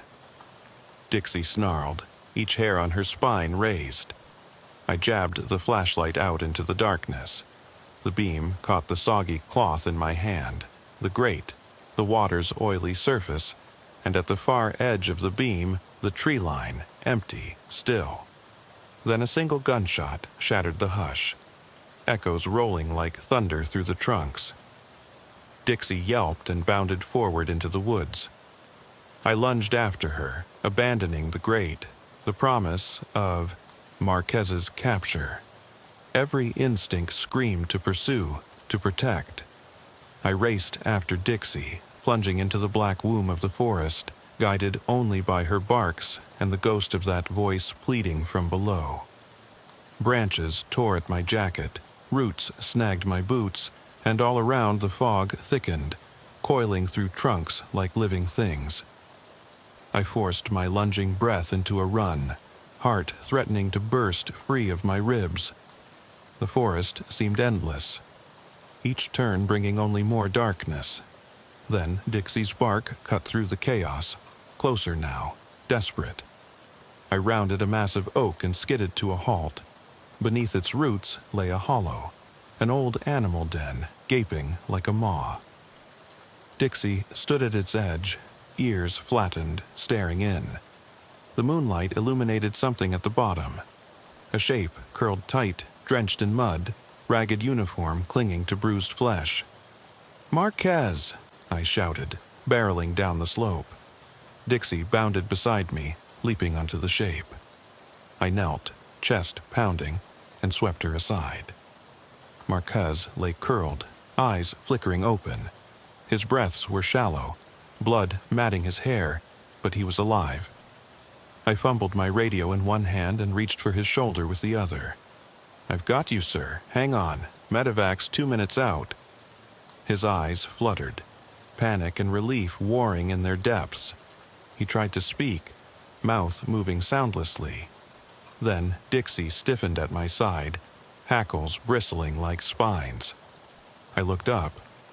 At the den's dark entrance, something shifted. A pair of eyes glimmered just beyond flashlight range. I leveled my pistol, knuckles white. The eyes reflected back, unblinking, and then darted deeper, melting into the black. My heart stuttered. Marquez looked up, confusion in his eyes. "What? Who?" His voice cracked as he tried to sit. I steadied him, scanning the entrance. No sign of movement, only the echo of Dixie's low growl. The forest held its breath. Far away, the medevac sirens reasserted themselves, faint but growing. I tightened my grip on both Marquez and my weapon. The shadows ahead felt wrong, too deep, too patient. The eyes might have belonged to a stray stag or a fox, but something in their steadiness told me they weren't animal. I forced Marquez upright, supporting his weight. "You're gonna be okay," I said, voice firm but hollow. "We'll get you out of here." Dixie nudged my hand, then fixed her gaze on the den's entrance, refusing to look away. The sirens drew closer. The tree line ahead pulsed with rotating lights, backup finally arriving. I exhaled, tension coiling in my gut. But before relief could settle, Dixie let out a single, strained bark, long, questioning, filled with a dread I'd never heard from her before. And in the hush that followed, I realized we were no longer alone in the woods. I held Marquez upright as the medevac sirens drew nearer, their wail a promise of help slicing through the oppressive quiet. Dixie's bark echoed again, long, questioning, and I followed her gaze to the dark mouth of the den. Half hidden by roots and fallen leaves, the hollow shivered as if something, or someone, had shifted within. I glanced back at Marquez. Blood trickled from a shallow cut on his forehead, dark rivulets tracing a map of pain across pale skin. His breaths came in ragged gasps, each one a reminder that time was slipping away. "Stay with me," I rasped, pressing my jacket collar against his wound to staunch the flow. "Help's almost here." My eyes flicked to the tree line, where the forest loomed like a living beast. The beam of my dying flashlight trembled in my hand. I patted my pocket for my lighter, flicked it on, and held the tiny flame under the lens. It flared, the beam regaining strength, casting uneven shadows that danced on rotten bark and decaying undergrowth. A figure detached itself from the darkness beyond the den's entrance, tall, limbs jerking unnaturally, wrapped in mud-streaked camouflage. I yanked Dixie back, heart pounding, as the shape emerged fully, face masked by grime, eyes reflecting the flashlight in pinpricks of yellow. The intruder's chest heaved, breath coming in raspy gasps. I leveled my pistol, voice taut with command. "On the ground! Now!" Dixie snarled, hackles bristling like wire. The figure stuttered, hand reaching for something at their belt, maybe a weapon, maybe a broken radio. A flicker of movement, then they dropped, hands splayed in surrender. Relief washed over me, but it warred with an undercurrent of something darker. The figure's eyes were too calm, too unblinking, as if they'd been waiting for us all along. I eased the pistol down but remained ready, training both gunsight and flashlight on the kneeling form. "Who are you?" I barked. No answer, only the ragged rise and fall of inhalations, throat working, words stuck somewhere in the mud and sweat. Behind me, the medevac team arrived in a flurry of uniforms and equipment. A medic knelt beside Marquez, checking vitals, while a pair of officers cordoned off the den's entrance. I signaled them to handle Marquez first. His life was the priority. Dixie pressed against my thigh, cold nose probing my hand as though seeking reassurance. I nodded, then turned back to the kneeling figure. The beam of the patrol car's headlight swept over me, illuminating the suspect's filthy face, dirt cracked, eyes heavy, but with an unsettling spark of recognition, like someone I'd known before this night, someone I was supposed to trust. I cuffed their wrists quickly, the metal clicking harder in the stillness than any gunshot. An officer stepped forward to take the cuffed person, but Dixie whined sharply, hackles rising once more. She lunged forward, jowls snapping inches from the suspect's knee. I grabbed her harness, pulling her back. "Easy," I murmured, heart twisting. The suspect met my eyes and smiled. A slow, crooked tilt of lips that didn't reach the mud-streaked eyes. A smile that felt like a promise of things to come. I cleared my throat. "Dispatch," I said into my radio, voice unnaturally calm. "Suspect in custody. Medic is with Officer Marquez. Send hazmat for blood and contaminants in the den. We'll need photos of the prints and samples of any stains." Static crackled, then confirmations came. "Understood. Evidence team en route." As I spoke, the suspect's gaze drifted past me, into the darkness beyond the den. I followed that look and saw nothing, only the edge of the woods trembling with wind. But something told me the woods weren't empty. The medic slid a cervical collar under Marquez's neck, lifting his head gently. He hissed at the movement. I crouched beside him. "Hang on, sir," I told him. "They're starting an IV." His eyelids fluttered, and he blinked up at me, confusion sweeping across his face. "Dog? Did the dog?" He indicated Dixie, who was watching the woods like a sentinel. I stared where she stared, nothing but shadows. "She saved you," I said softly. He gave a half smile, eyes glazed with pain. "I saw something," he whispered. I nodded, a chill creeping over me. Me too. Behind us, officers led the suspect toward a waiting patrol truck. The headlights washed over the figure in harsh white, revealing a uniform patch on the sleeve. Not ours, but a local game warden's insignia. The suspect, if that's what they were, walked without resistance, shoulders slack. I could see the original cuffs were covered by layers of mud, as if they'd been in that den for hours.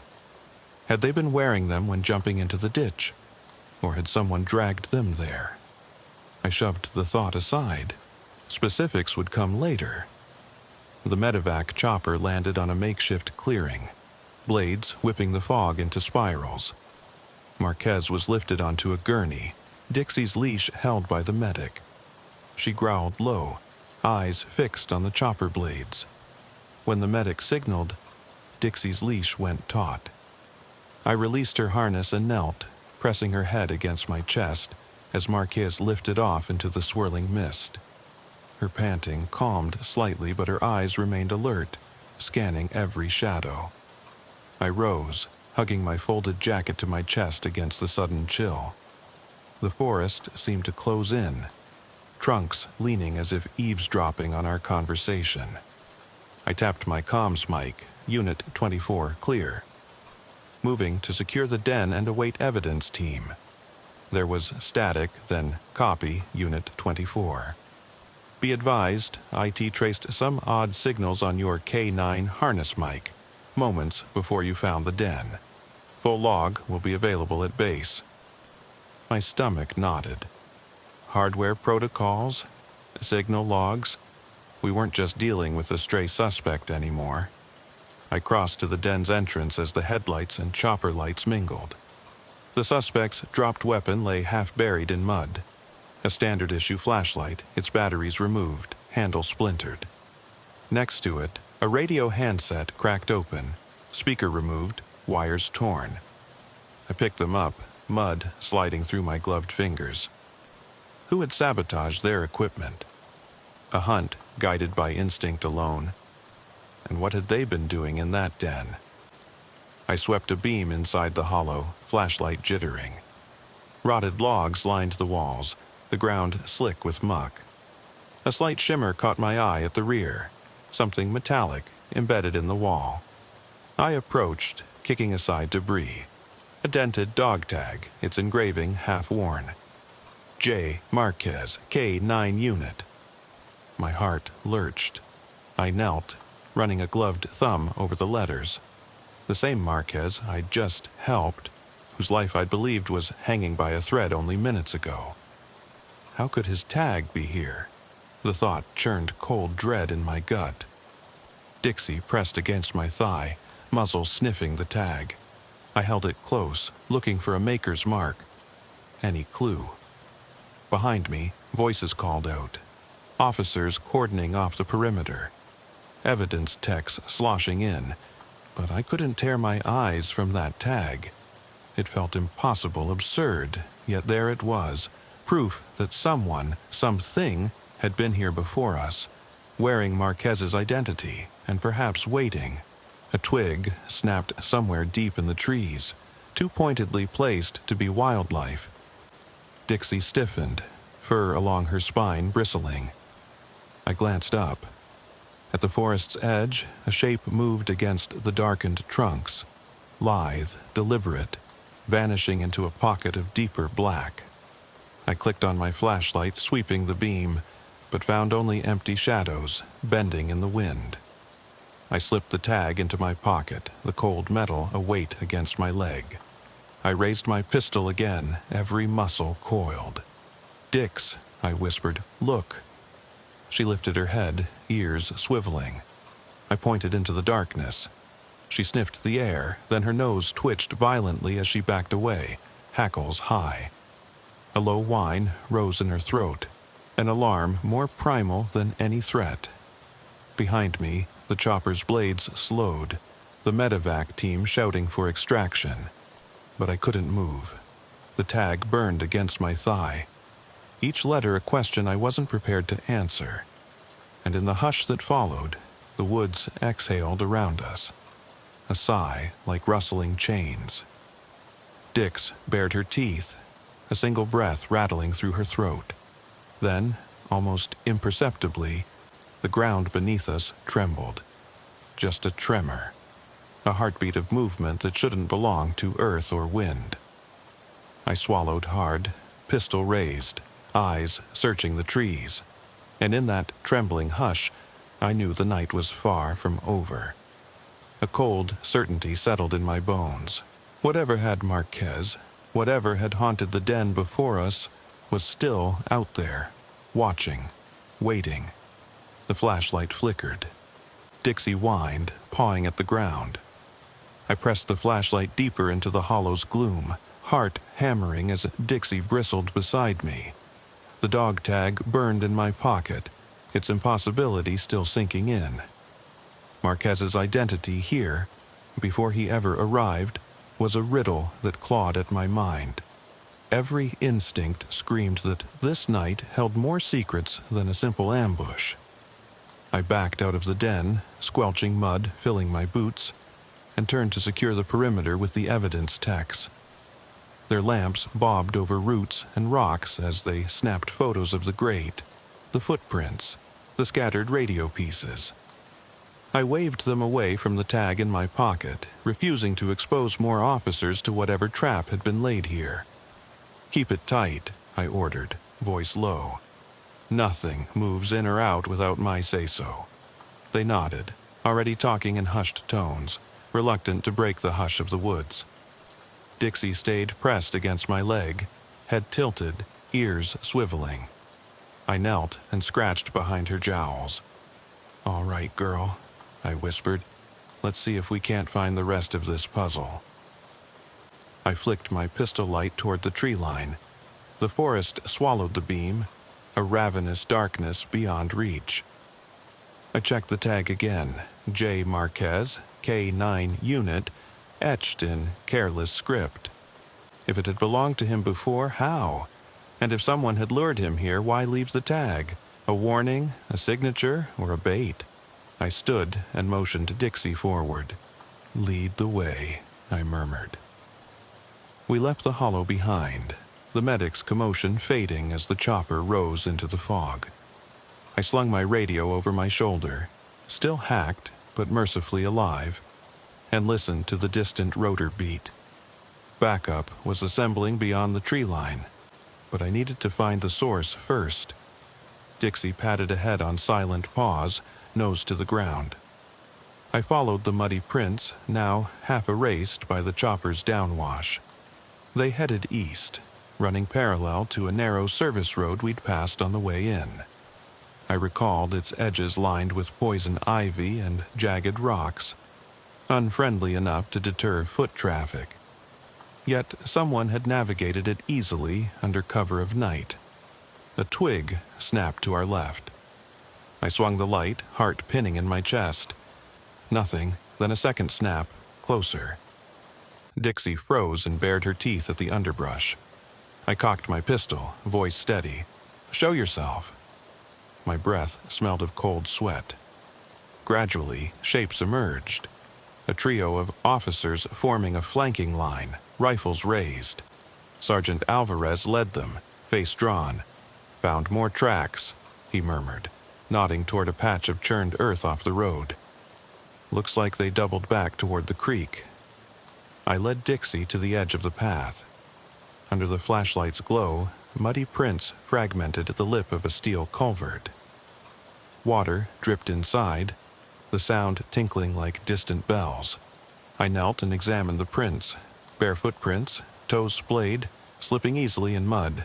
Not boots. Whoever this was moved silently. No leather tread, just skin. "Barefoot," I murmured. Alvarez's brow knotted.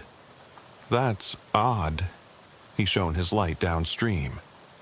The creek's shallow but slippery, hard to cross barefoot in the dark. Dixie whined low, sliding ahead to the culvert entrance. I leaned in, gloves reaching for the water's edge. The current whispered through the culvert, carrying an undertone of something metallic. I cupped my hand into the water. It brushed cold against my glove.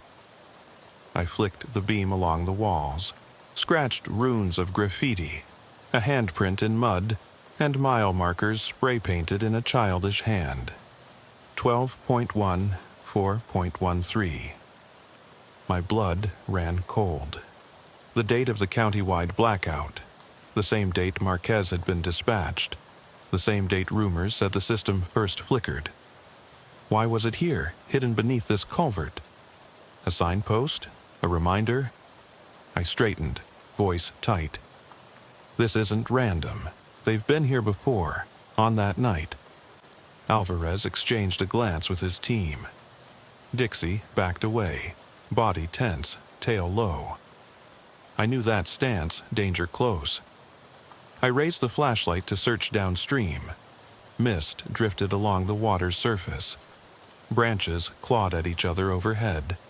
Then, down the culvert's length, I caught movement. A pale foot emerging from the water, toes curling over a mossy rock. The rest of the leg was slick with mud, calf scraped raw by stones. The figure paused, as if sensing our gaze, then stepped into view.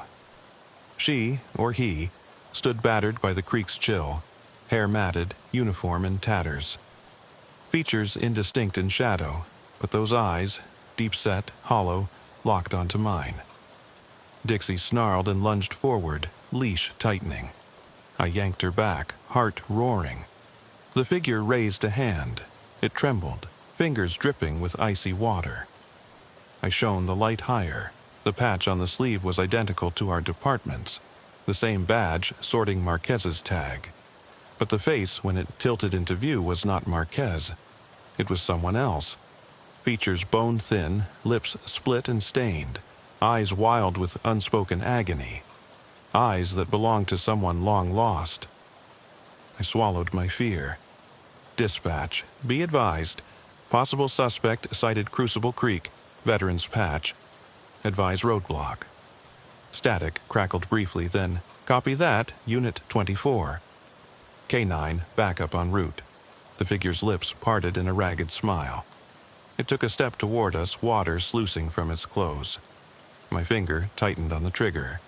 Dixie strained at the leash, growl building. I tried again.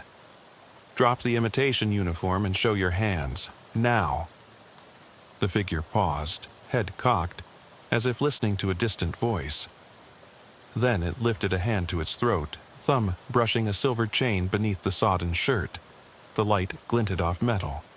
It drew the chain free, another dog tag, identical to the first, inscribed J. Marquez, K9 Unit, but bent, warped, as if plunged into pressure. My breath caught. 2 tags, one in my pocket, one in this broken hand. The figure opened its mouth, but no sound came, only a thin thread of blood at the corner of cracked lips. It raised the tag slowly, offering it to me. My mind screamed. Alvarez's team closed in, rifles trained, but I knew I couldn't let them fire. Not yet. I stepped forward, Dixie barking, muzzle snarling, and reached out with a gloved hand. The tag dropped into my palm. Its surface pulsed under my flashlight's beam, letters twisting like they were alive. The figure's chest heaved, ragged, unnatural. And then, before I could react, it vanished into the mist. One moment it stood there, offering proof. The next, it was gone, as if swallowed by the night itself. I whirled, flashlight sweeping the bank. No footprints, no sign of movement. Only the creek dripped, a steady metronome in the darkness. And in my hand, the twin tags lay cold and heavy, a question more lethal than any bullet. A twig snapped behind me. Dixie's bark echoed, sharp and trembling. I spun, gun raised, but saw only fog and twisted trees. The tags felt like a weight in my palm that threatened to shatter my grip on reality. And somewhere downstream, the creek whispered of unfinished business. I followed the creek's bank deeper into the woods, Dixie's paws silent on the sodden earth. Above us, the fog curled between trunks as if alive, and every tree seemed to lean in, listening. My flashlight cut through the haze, illuminating the twin dog tags in my palm. Identical imprints of Marquez's name, yet each somehow different in shape and weight. I tucked them into my vest pocket, heart pounding. Whoever, or whatever, had left them here was playing a game with us. Sergeant Alvarez signaled his team to hold position at the culvert while I pressed forward alone, Dixie at my side. The prints, bare, smeared, slipping, skirted just above the water line. I knew they led onward, but the forest floor betrayed no clear path. Fallen logs, trenches of mud, tangles of briar. Each step risked losing the trail, and possibly stumbling into another trap.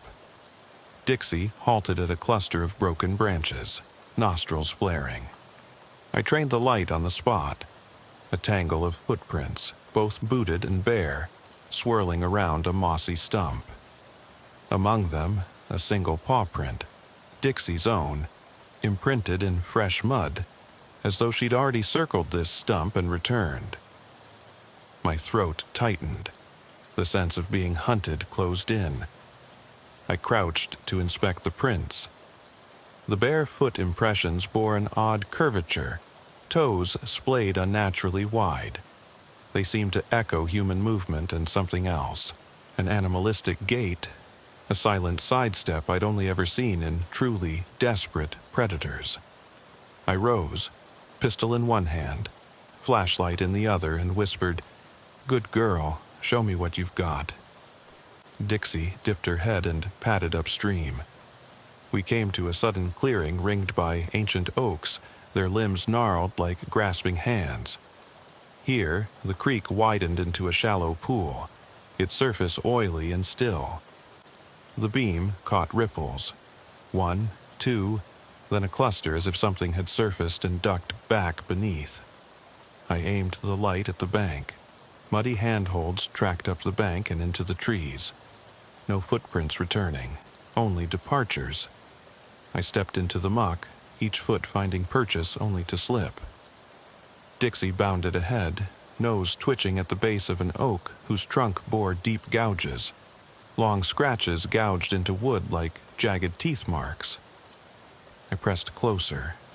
Dried blood stained the grooves, gnarled bark peeled back.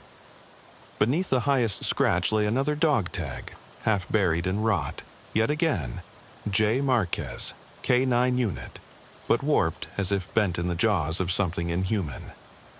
My pulse thrummed like a drum. 3 tags now, one in my pocket, one offered in the creek, one here on the tree. Each mark felt like a countdown, each tag a piece of a puzzle too terrible to solve.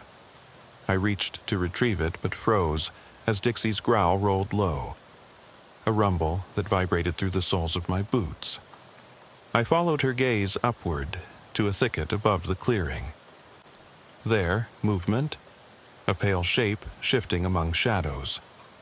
I raised the light, beam quivering over the brambles, and caught a glimpse of a face peering back. The eyes shone wetly, reflecting my torch like 2 lanterns in the gloom. Before I could call out, the figure darted sideways, disappearing behind a trunk. Branches snapped, leaves rustled. "Hold position," I called, heart pounding. Dixie bristled, stance rigid. I edged toward the thicket, each step measured, pistol trained on the darkness. The howl came then, soft at first, a single mournful note that rose into a series of fragmented barks and sobs, unearthly in pitch. It wasn't Dixie, it was too warped, too human. It reverberated through the clearing, coating the air with dread. I raised both hands, light and gun converging on the broken aura of the forest. "Show yourself!" My voice echoed against the oaks, but only the howl answered, a broken lament that flared and died away, swallowed by the fog. Dixie's whine tugged at my glove. I knelt, placing a hand on her head. Her eyes met mine, wide, frightened, but resolute. She was ready to hunt, but I wasn't sure we should follow. Behind us, the distant hum of the medevac chopper faded as it retreated. We were alone again, handler and dog against a darkness that knew our names. Every instinct told me we'd reach the heart of this nightmare, where the final tag would wait and the truth would reveal itself. But the forest offered only silence and that fractured howl, echoing unanswered across the moss. I took a deep breath and whispered, "One more, girl." Dixie's ears pricked. We stepped toward the thicket's edge, flashbeam trembling as it cut into the black. And in the hush that followed, the world seemed to hold its breath. I crept toward the thicket's edge, Dixie's low growl my only escort through the wet hush. The mist curled around my boots as I swept the flashlight beam over tangled brambles and rotten logs. The silence was a scream. My pulse thundered as I stepped into the clearing, heart hammering against ribs like a warning drum. The ground here sloped downward into a natural amphitheater of oaks, their roots exposed and gnarled like arthritic hands. At the center lay a shallow basin, half filled with black water that reflected the foggy moon. Around its rim, deep gouges scored the mud, fresh and raw, as if scraped by claws. I knelt at the lip, fingertips brushing the water's oily surface. The reflection wavered as clouds passed overhead, but through the ripples I saw something else. 2 dog tags glinting beneath the water, tethered to a split chain that disappeared into the depths. My breath caught. I reached out, sleeves soaked as I plunged my arm into the cold. The water bit through the glove, stealing warmth, but I held firm until my fingers closed around the chain. I yanked hard. The basin shuddered with the pull, as though resonating to my heartbeat. Dixie stood behind me, back rigid, watching. Slowly, I drew the tags free. There were 4 now, 1 in my pocket, 1 offered on the bank, 1 twisted on the tree, and these 2 clamoring together like drowned witnesses.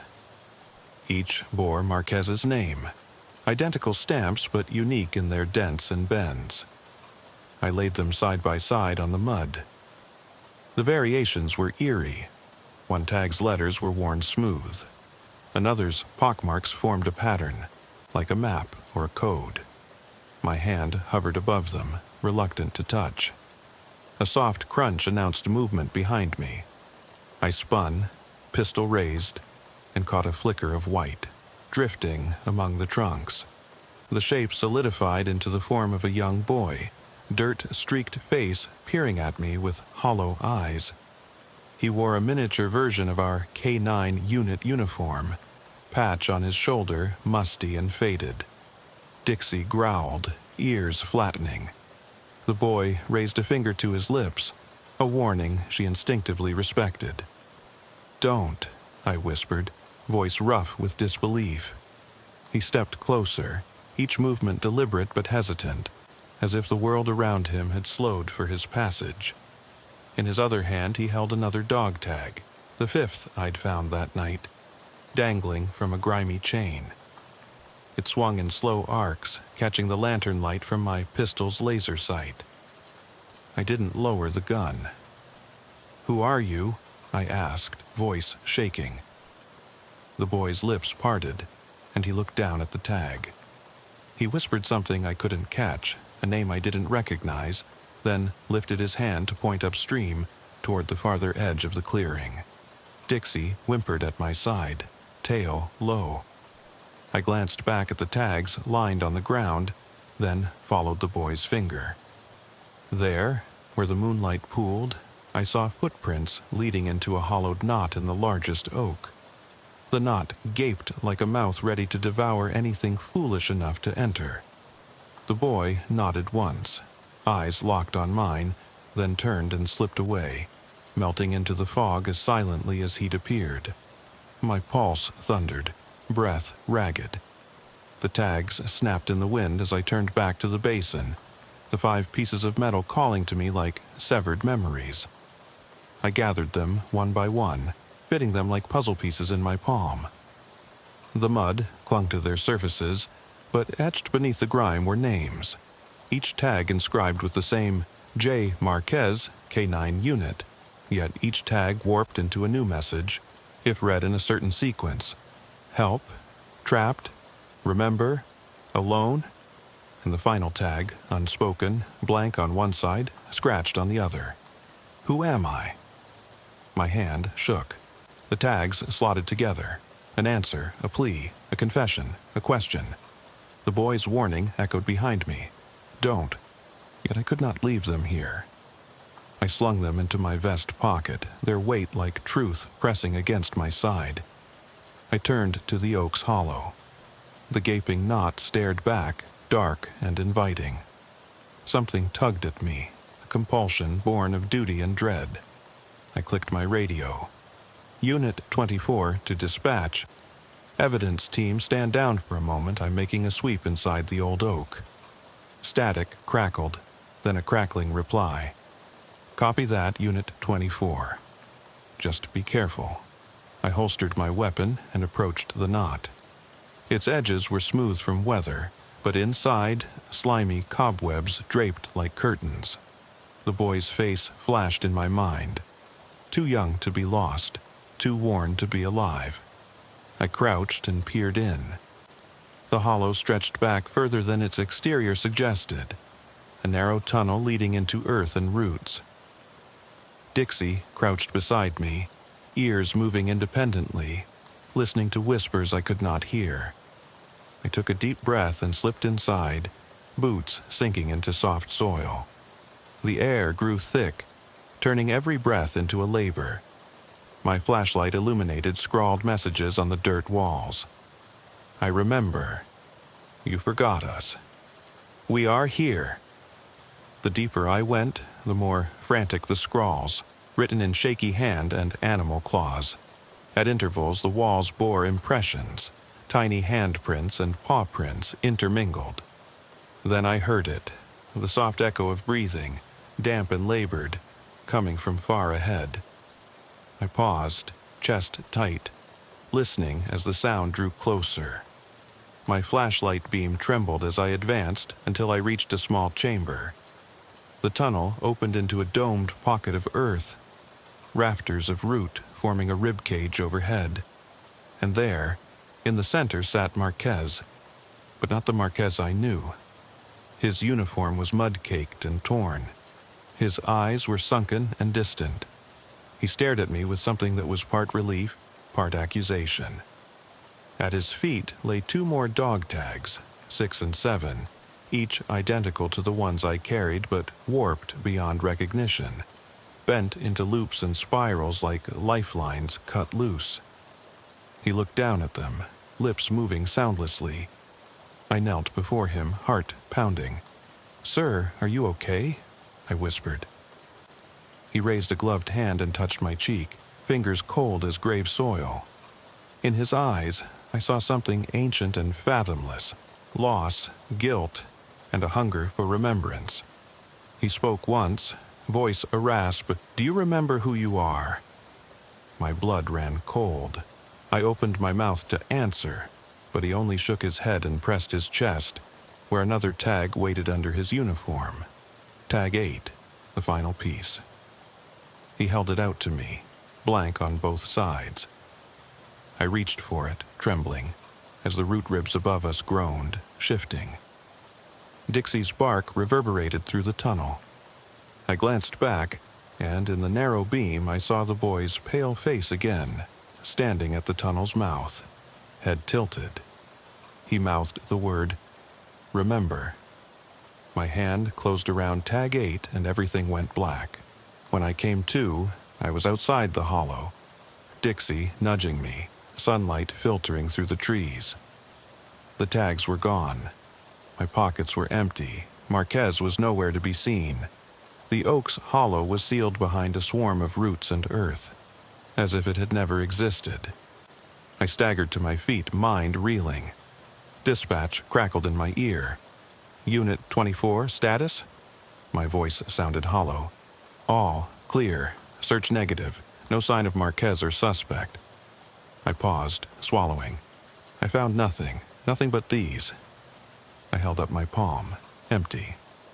Dixie whined, pressing against my leg. I knelt, hugging her tight. We'll remember, I whispered, voice shaking. We'll both remember.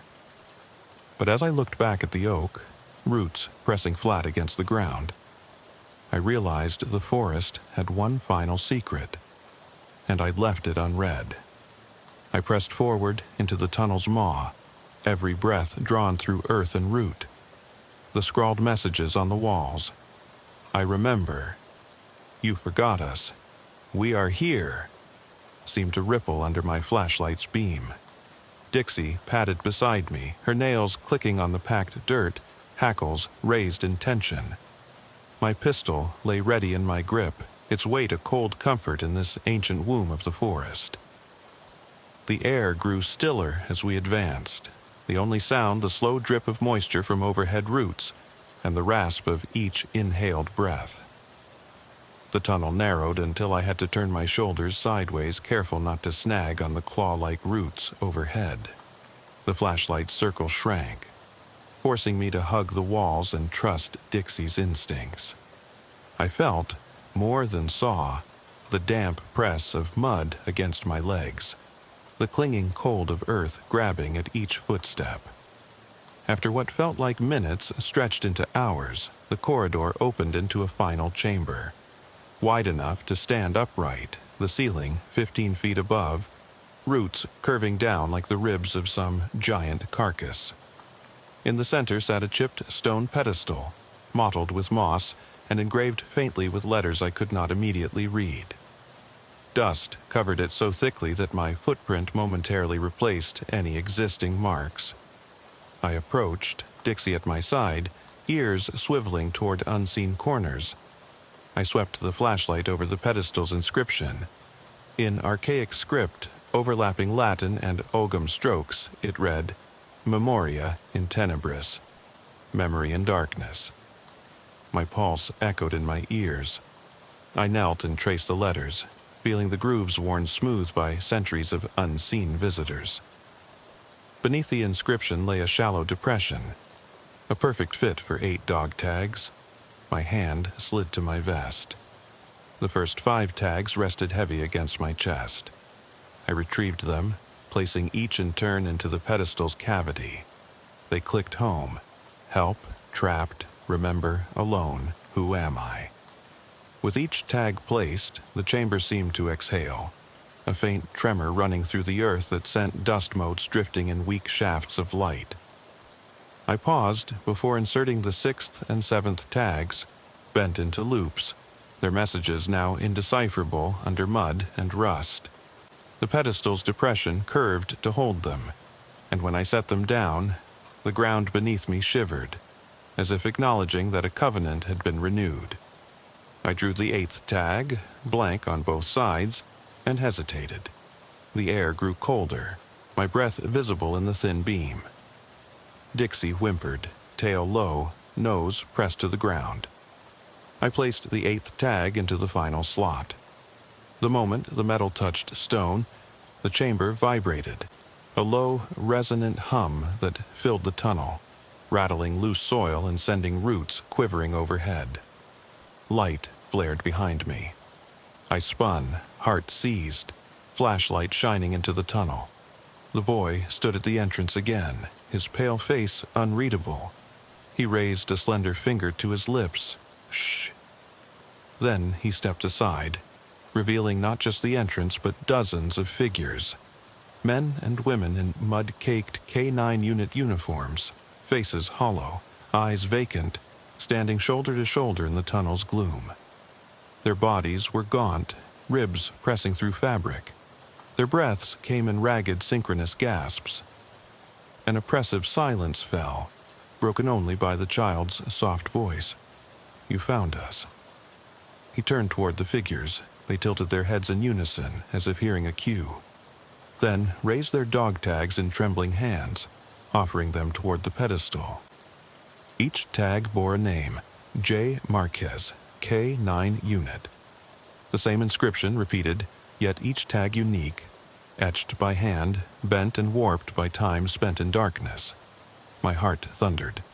They filed forward, placing their tags beside mine, filling the pedestal completely. The Latin script began to glow, faint phosphorescence pulsing outward, illuminating the chamber in an otherworldly blue-green haze. The walls reverberated with whispers, fragmented memories of lives once lived, distant laughter, hazy commands over dispatch radios, a dog's bark in the night, promises left unkept. I staggered back, collision of dread and awe. The whispers coalesced into a single voice. The dispatcher Catherine Winters, clear and crisp. "We are the ones lost to the silence. Remember us." Then the hum spiked, high and keening, and the figures began to fade, one by one, back into root and soil, until only the boy remained.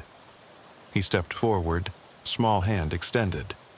In his palm lay my service badge, my own name stamped in brass, A. Reynolds, K9 Handler. I stared, mind snaring on a single impossible truth. These tags, this chamber, the faces of the lost, they had all belonged to me. The boy's gaze met mine. "Memoria in tenebris," he whispered. "You forget who you were to save who you must become." The script above us flared bright, then winked out. The boy smiled, an expression of sorrow and relief, and turned to vanish as the tunnel collapsed in upon itself, roots knitting the entrance shut in a single, final breath of earth. The chamber fell silent. I stood alone, flashlight beam wavering. The tags and my badge had disappeared. The only remnant was the faint script etched into damp stone. Memory in darkness. I stumbled back into the forest, Dixie at my heel. My service badge was gone, my tags gone, the only proof of my identity swallowed by the earth. The fog lay thick across the trees, unmarked by the night's terrors. I looked at Dixie, eyes wide and silent. "Who am I?" I whispered to the hush, voice trembling. Her panting was the only answer as the woods exhaled one last mournful sigh.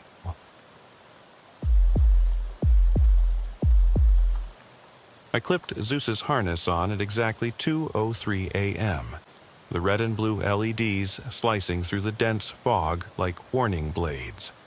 County Road 42 was empty, the asphalt slick with dew, and the only sound was the low hum of the patrol truck's radio.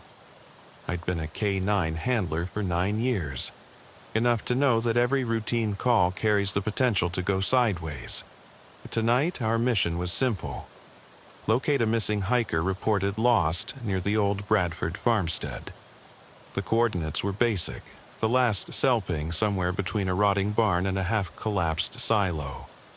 Standard procedure, standard risk, or so I thought. I eased Zeus out of the truck at the tree line. His paws hit the gravel shoulder, and he paused, head low, nostrils flaring. I knelt beside him, the air cold against my face, and murmured, "Go on, boy, scent's fresh." His leash slackened as he slipped into the darkness, ears pitched forward. I followed, torch and service weapon drawn. The red glow from the squad lights receded behind us, swallowed by the night. The path into the farmstead was a single-lane rut barely wide enough for the truck. Tall grass on either side whispered like ghosts blown by a restless wind. Zeus's panting was soft but urgent. He pressed forward, nose to the ground, tail flicking in anticipation.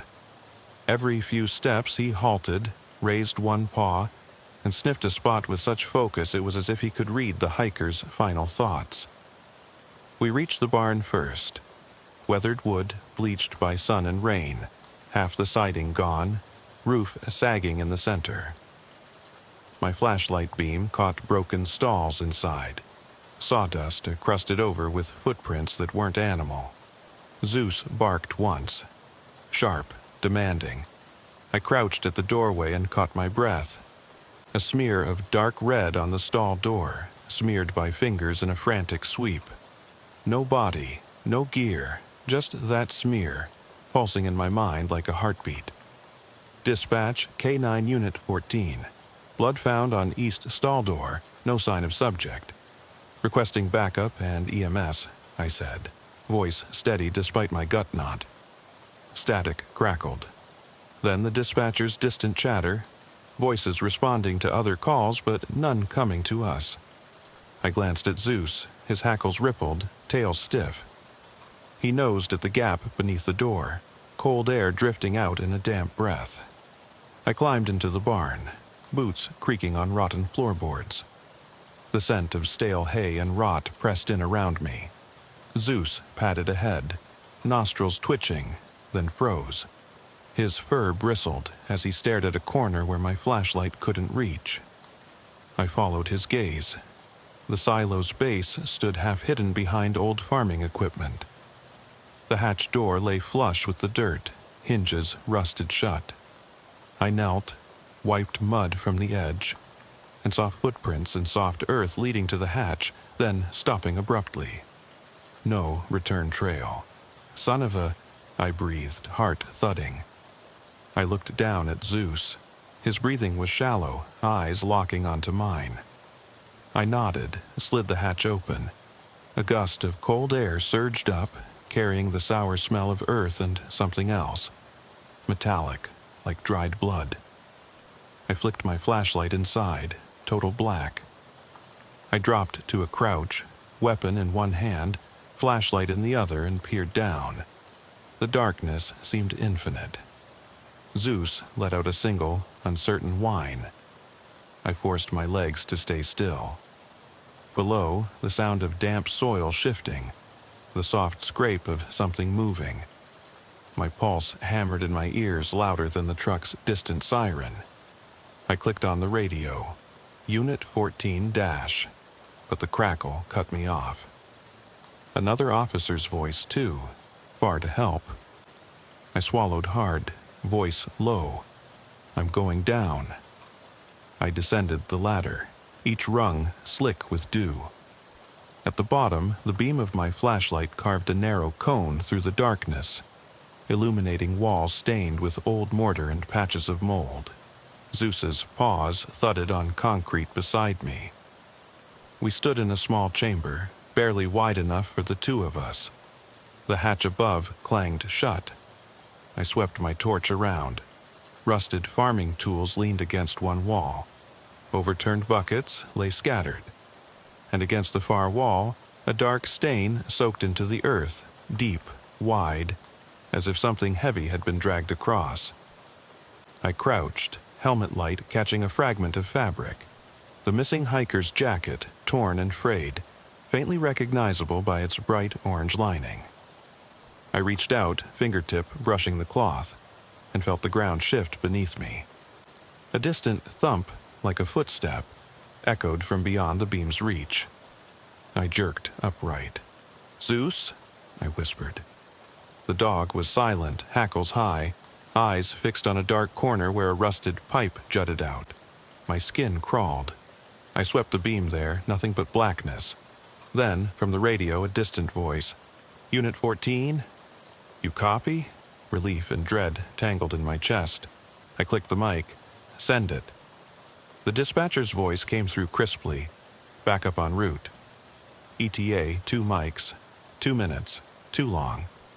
I exhaled, breath fogging in the chill. Zeus stepped closer, sniffing the air. I knelt by the jacket fragment, heart pounding. Something in me knew we were not alone. A scrape, metal on concrete, just behind me. I spun, gun raised, torch swinging, and caught a glimpse of movement, a pale shape receding into shadow. I fired once, echo roaring off the walls.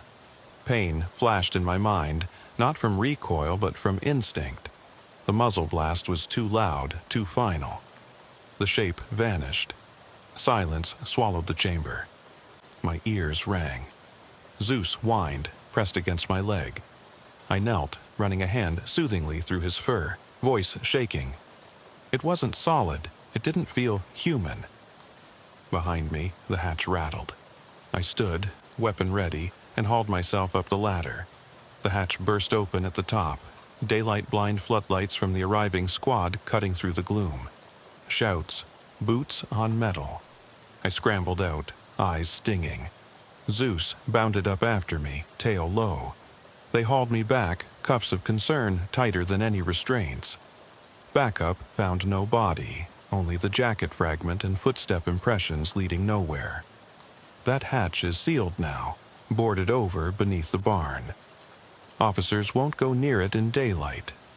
I still hear Zeus's bark against that sealed door, a summons to something empty. At nights, when I close my eyes, I feel a weight on my chest, like the hiker, or whatever it was, waiting just beyond my reach. Zeus stayed close as they pried boards over the hatch. The hammer blows sounded hollow, each strike echoing like a warning I'd chosen to ignore. I crouched at the barn's edge, torch still in hand, eyes stinging from the sudden glare of floodlights. My radio crackled with voices, officers coordinating perimeter sweeps, the coroner on standby, medics clearing their gear. I nodded at Sergeant Mallory as he approached, flashlight pinned to his chest rig. "Lieutenant," he said quietly, using my old rank by habit.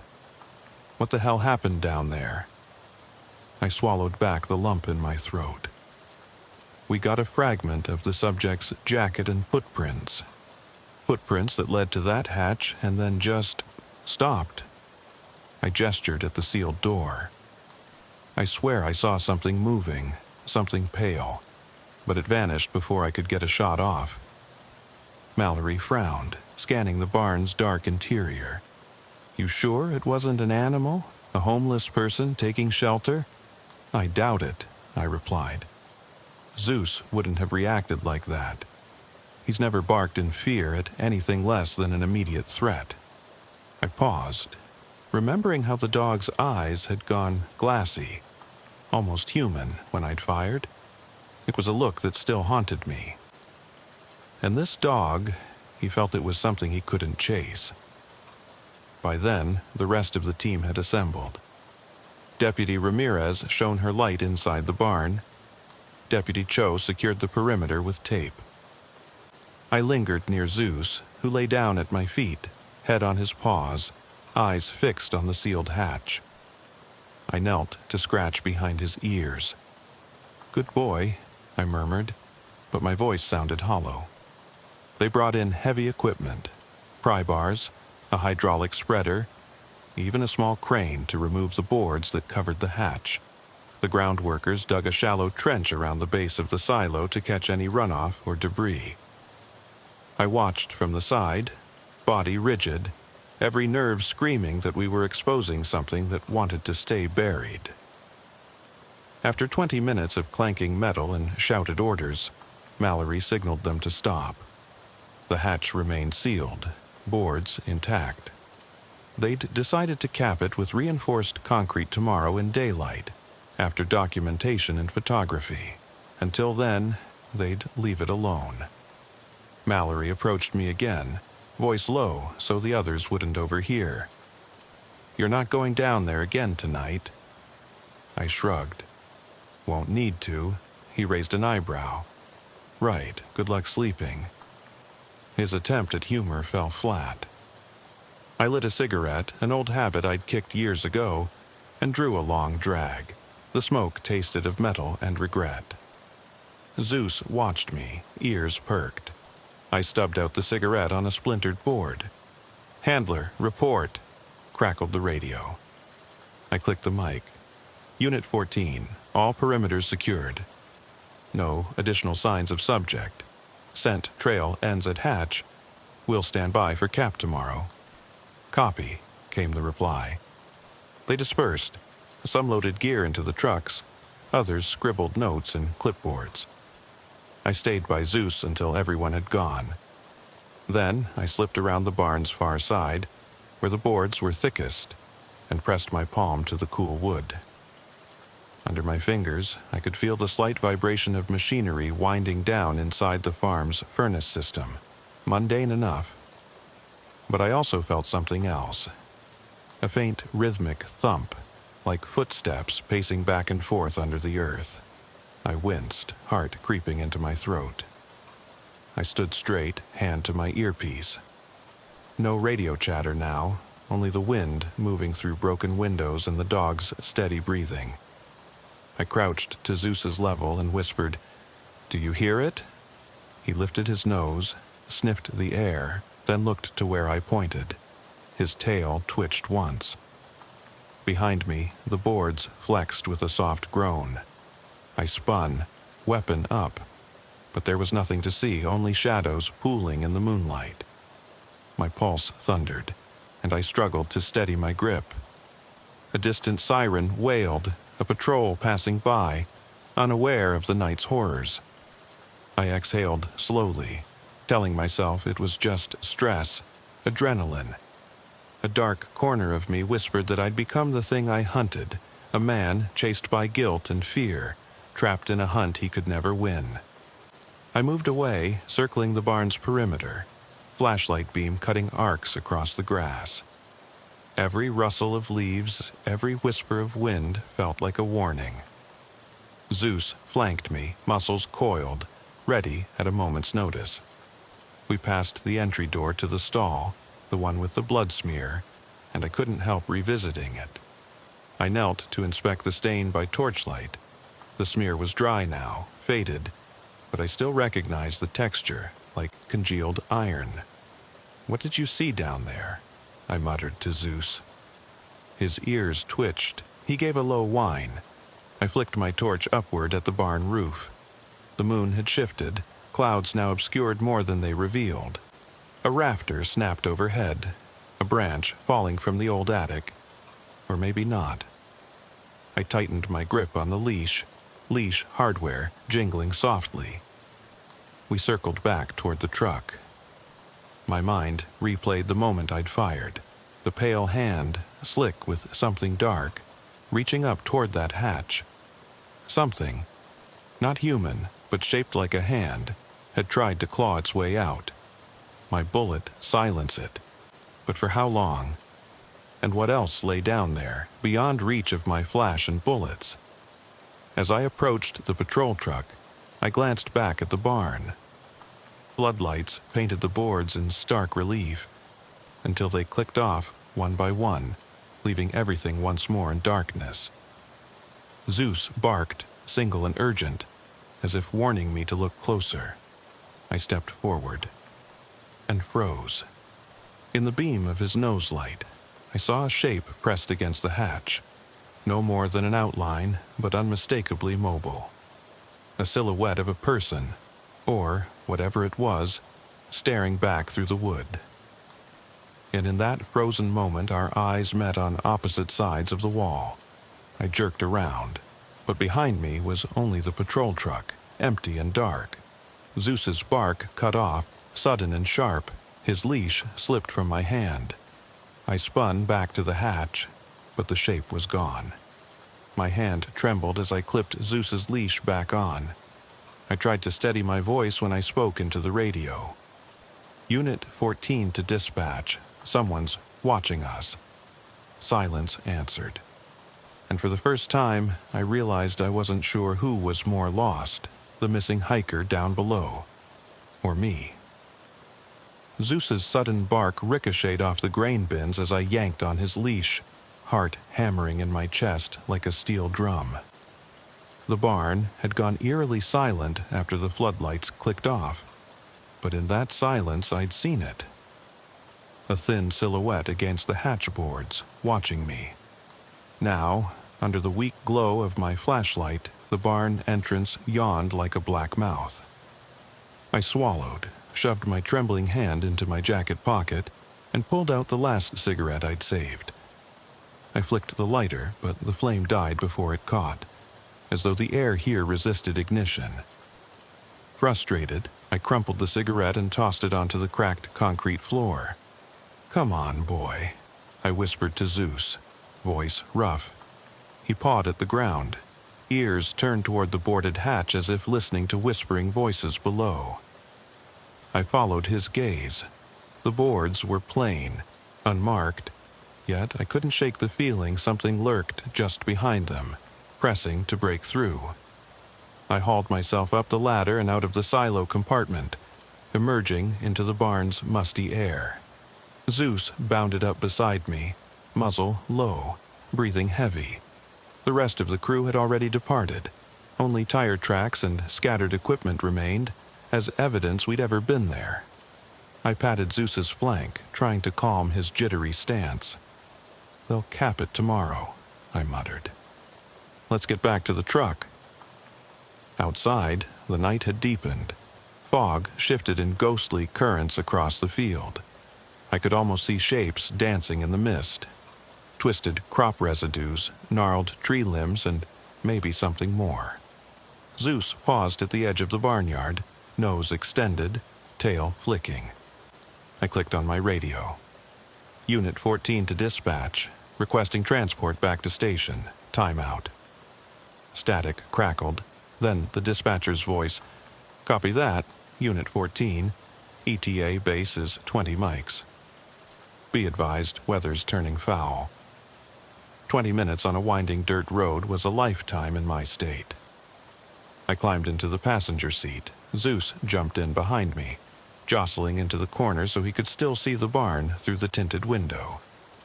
I started the engine and drove off, headlights carving tunnels through the fog.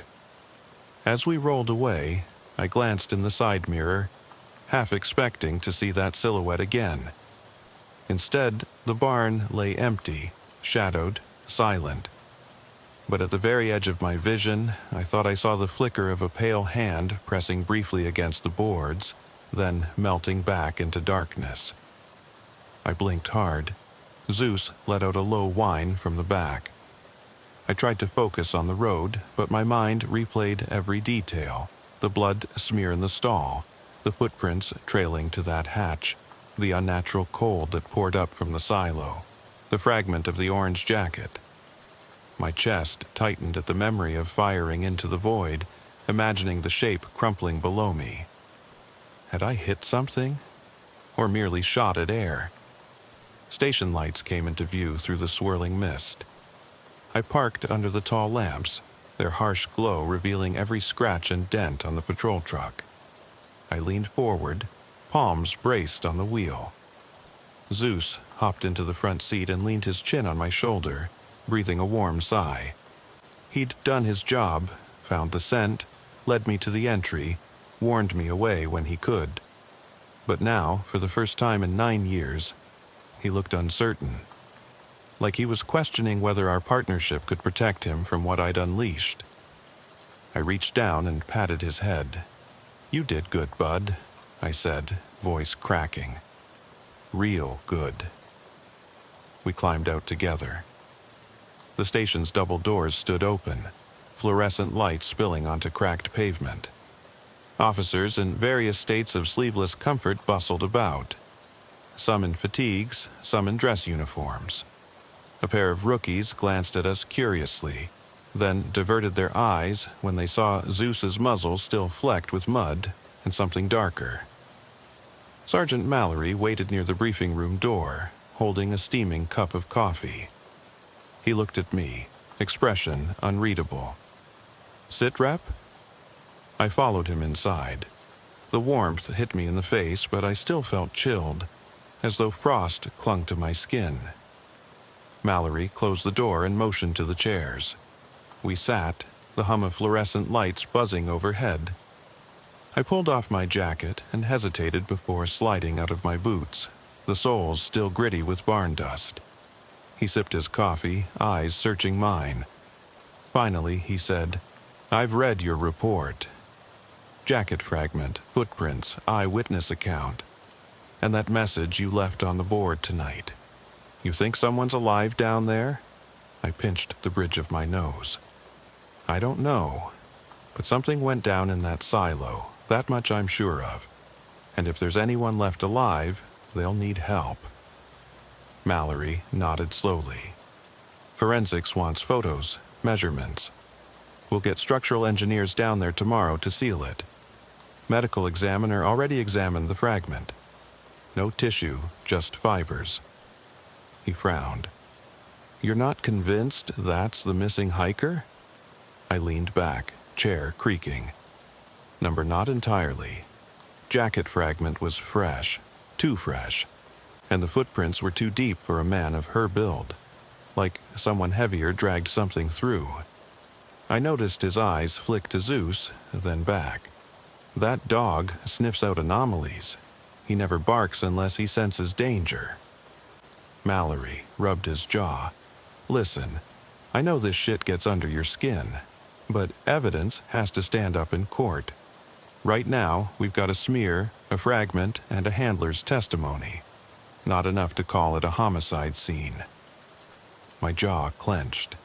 You saw the shape I saw. You heard the boards creak, Sergeant. Hell, you heard how Zeus reacted.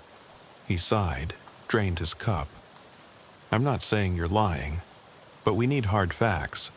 Scientific evidence, and until we get it, that silo stays sealed. You get some rest. He stood and patted my shoulder. I nodded. Zrenia, rest, I echoed hollowly. Back in my own locker bay, I stripped off my gear. The jacket I'd worn, still smelling of barn dust and adrenaline, went into an evidence bag. My service weapon got cleaned and logged. But all the while, my mind circled that boarded hatch, the weight of possibility pressing on me like the earth it hid behind. Later, when I finally made it home, I found my phone buzzing. Texts from my ex, checking in, telling me to eat, sleep. I stared at her messages, thumb poised, then shut the screen off. I couldn't answer. Someone was down there, or at least I'd convinced myself of it. Either way, I wasn't ready to talk. I dragged myself through the door, Zeus padding behind. He jumped onto the couch, shoving his snout into my lap for a pat. I sank beside him, flicked on the TV, a late-night rerun, mindless action flick. The gunfire and explosions felt hollow, no real weight behind them. I stared at the screen until my eyelids drooped, but sleep didn't come. In the dark, I lay awake listening to Zeus's rhythmic breathing, remembering the smell of soil, the metallic tang of blood, the soft scrape of boots on concrete. Every sound beyond the windows, branches tapping, the hum of passing cars, felt like someone creeping closer. At 3:17 a.m., an hour and 14 minutes after I'd left the silo, the barnyard hatch let out a single, resonant click. My eyes shot open. The truck lights at the station were silent, the concrete there, sealed. But in my mind, I heard the click as clear as if I were standing beneath it. I bolted upright. Zeus was already on his feet, ears pricked, eyes darting toward the bedroom door. I reached for my phone, no new messages. The dark pressed in around us. I whispered into the darkness, "Did you hear that, boy?"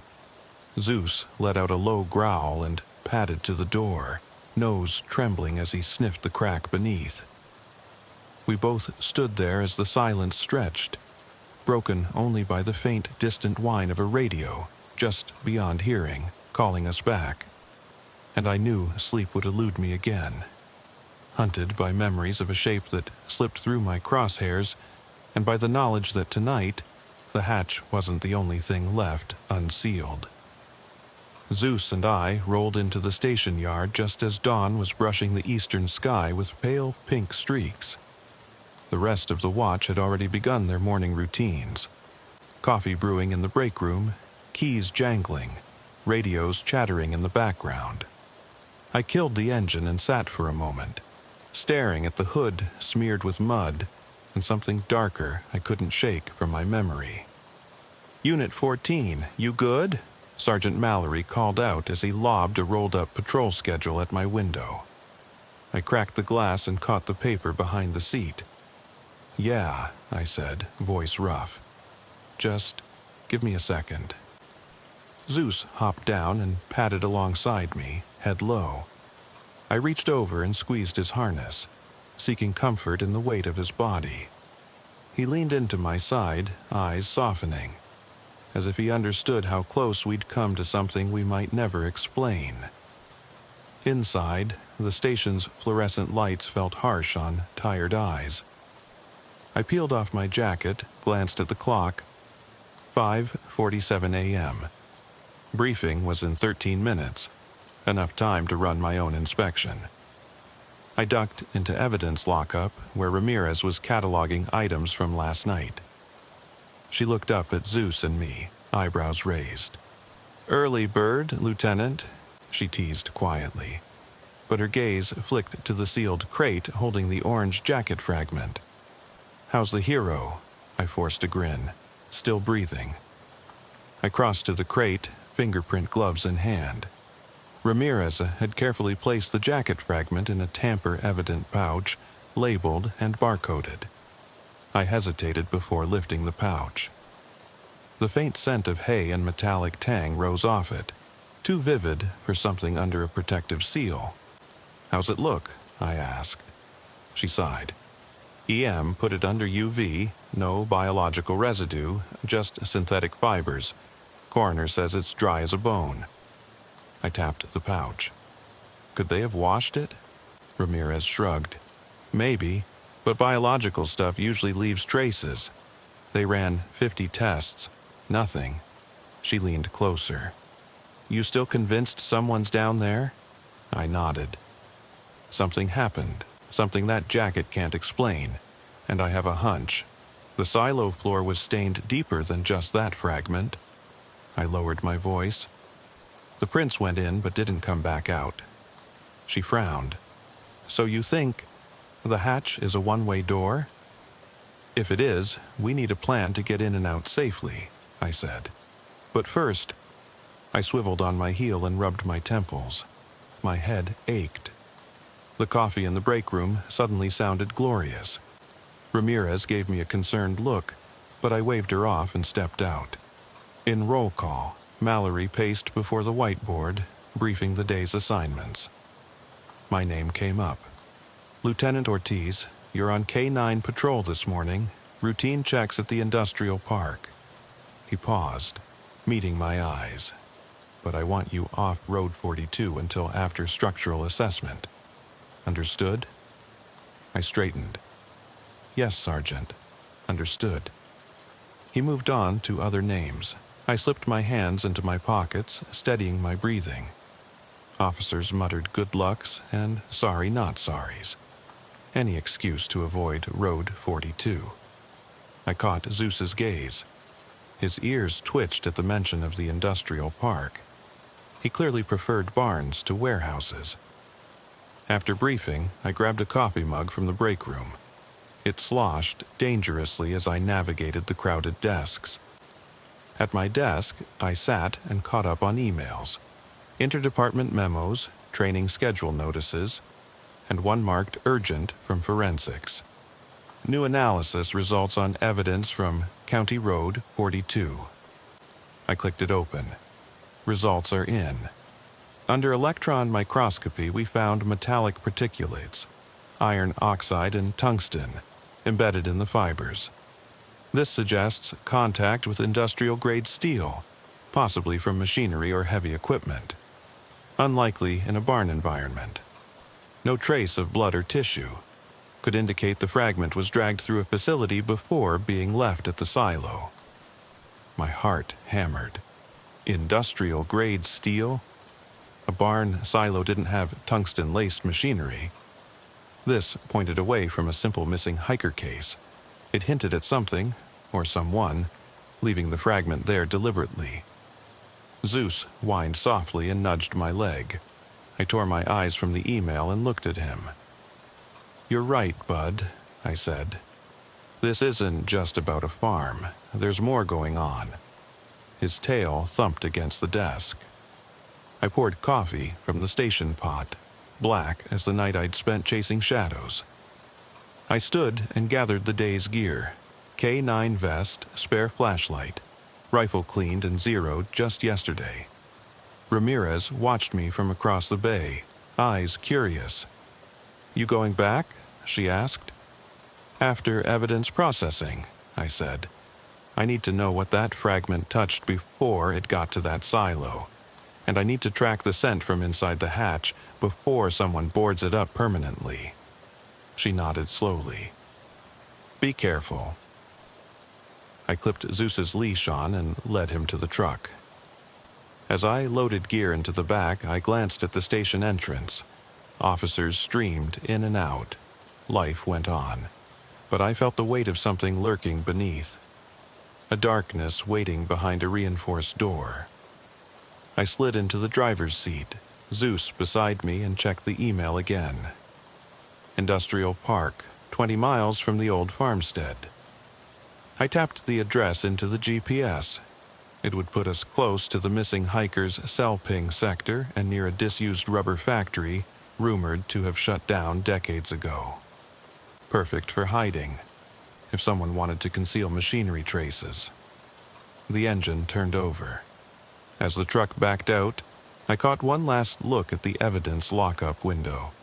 The orange jacket fragment reflected in the glass, stark against the gray morning light. It seemed to glimmer with unanswered questions. We hit the highway, wheels spitting gravel, fog pockets drifting across the lanes like wraiths. Zeus's ears flicked at every passing sound. Tires, wind, distant engines. I felt the station recede in the rearview mirror, leaving behind the safety of routine in favor of a new hunt. At milepost 38, the GPS directed me off the exit ramp onto an overpass that crossed a rusted train yard. I glanced down, old boxcars, some gutted, others tagged with graffiti. Chains clinked in the breeze. The metal smelled of rust and oil.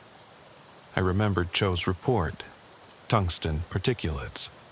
This yard could have once serviced heavy freight, an origin for those particulates.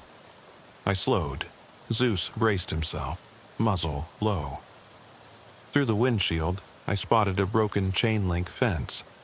Beyond it, abandoned warehouses and derelict machinery, huge compressors and gearboxes, corroded and silent. A perfect place to explain the metallic traces. I killed the engine, radioing ahead. Unit 14, I'm at the old East Side Industrial Park, Sector Omega, requesting patrol units for perimeter and forensics team to collect samples. The radio crackled, then a voice responded, "Copy that, Unit 14. Be advised sectors Alpha and Bravo are clear. Support en route." I clipped on Zeus's harness as dawn fully broke, painting the yard in cold light. The air smelled of decay and possibility. I took a deep breath, feeling the weight of 9 years of service settle into my bones. This was no longer a simple K9 call.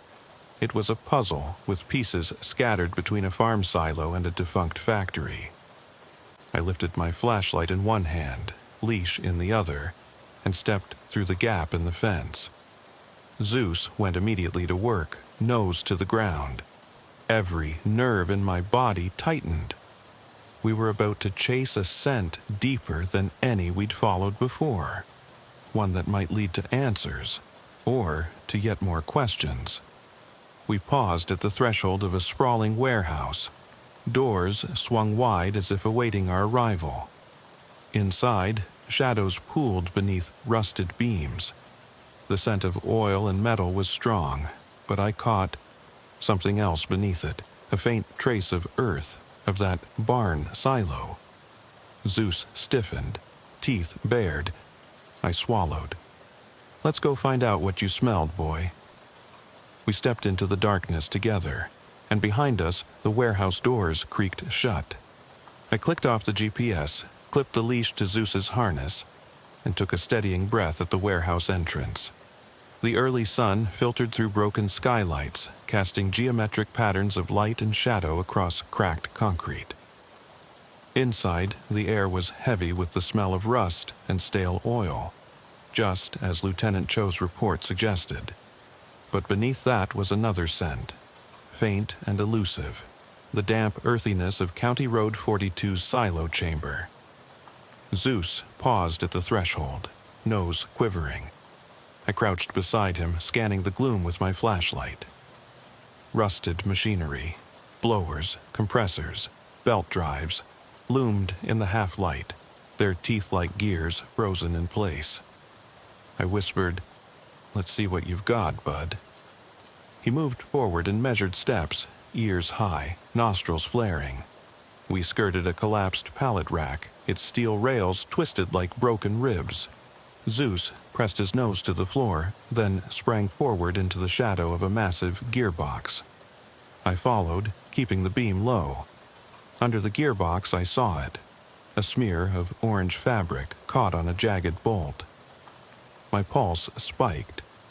I knelt and brushed away layers of dust to reveal a larger fragment of the missing hiker's jacket, clutching it like a dying ember.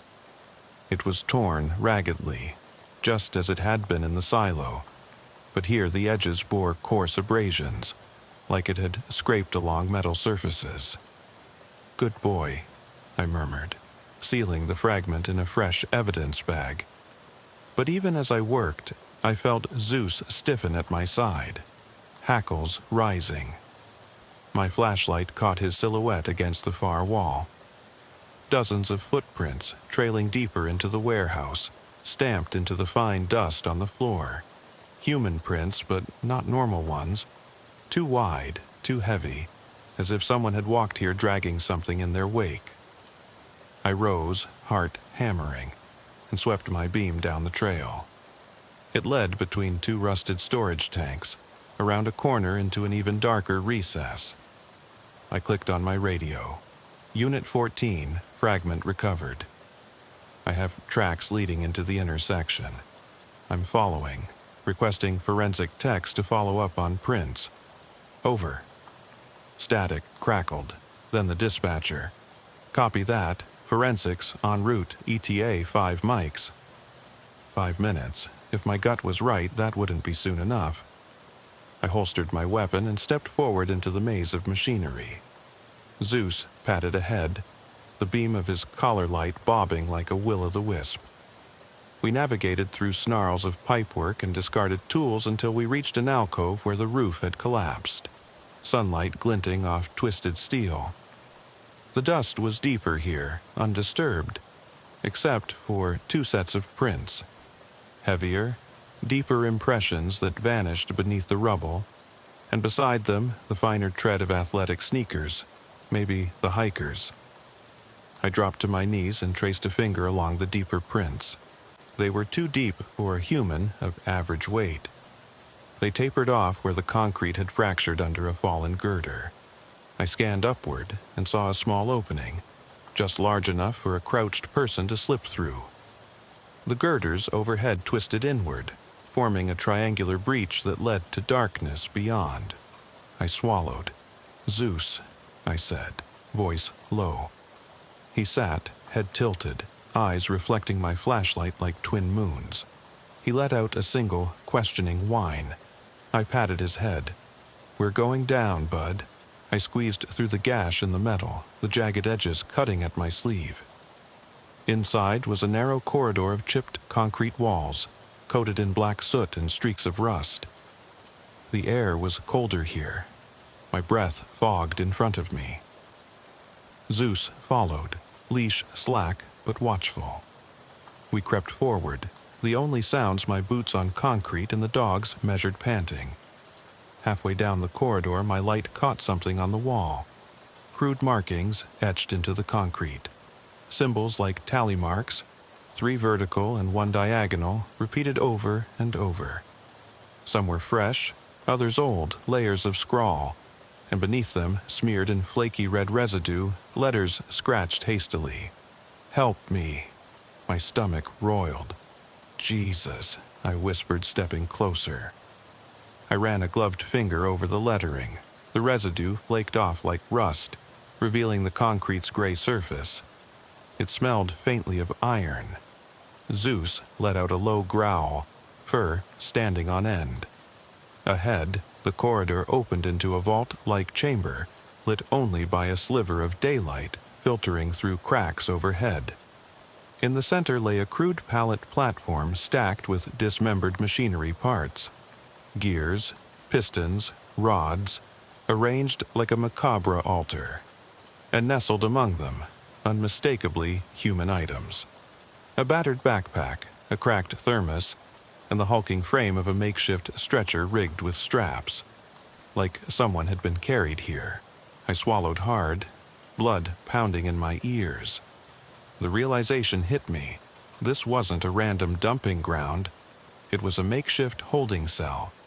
A hidden workshop where whoever had taken the hiker, or worse, had holed up, using industrial remains to barricade the space. Zeus sniffed at the platform and backed away, hackles high.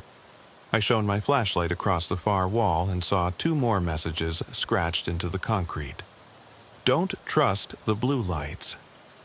They will come back for you. My breath caught. I pressed my palm to the wall, feeling the rough grooves of the scratches. The letters were deep, etched with something sharp. I swallowed the lump in my throat and looked at Zeus, whose eyes glowed with a mixture of warning and wariness. I lifted my radio. Unit 14 to dispatch. Evidence discovered. Possible hostage site. I need immediate tactical support at Eastside Industrial, Sector Omega 3. Copy? Static. I clicked again. Dispatch. Do you copy? Tactical support needed. Only silence. Zeus's low growl deepened into a prolonged bark that reverberated off the concrete. I realized with a jolt. In the rush to seal the silo on Road 42, I'd drawn every unit to perimeter searches outside. No one was here to back me up. I crouched, heart racing, and gathered the pieces. The fragment in my pocket, the smeared pleas for help, the improvised altar of parts, the chilling warnings. This was bigger than a missing hiker, bigger than a single barn or a sealed hatch. And now I was alone, down here in the bowels of an abandoned factory, with no immediate way out if things went south. The corridor behind me had collapsed partially, loose girders and concrete rubble that looked unstable. One wrong step, and I'd be trapped. I exhaled, steeling myself. Zeus, I said, voice steady despite the fear knotting my gut. We've got a choice. We push forward, find whoever's here, or we walk away and let them come out on their own terms. Zeus fixed me with a steady gaze, a low rumble in his chest that sounded like agreement. I planted my feet, squared my shoulders, and clicked on the radio one final time. Unit 14, moving deeper in. Stay on this frequency. Do not leave me hanging. I slipped past the makeshift altar, stepping into the darkness beyond. A soft metallic click echoed behind me, like a latch engaging. I halted, heart thumping so loudly I thought Zeus might hear it. And as I stood there, flashlight trembling in my hand, the faintest sound drifted from the shadows ahead, a single, ragged breath. A breath not my own.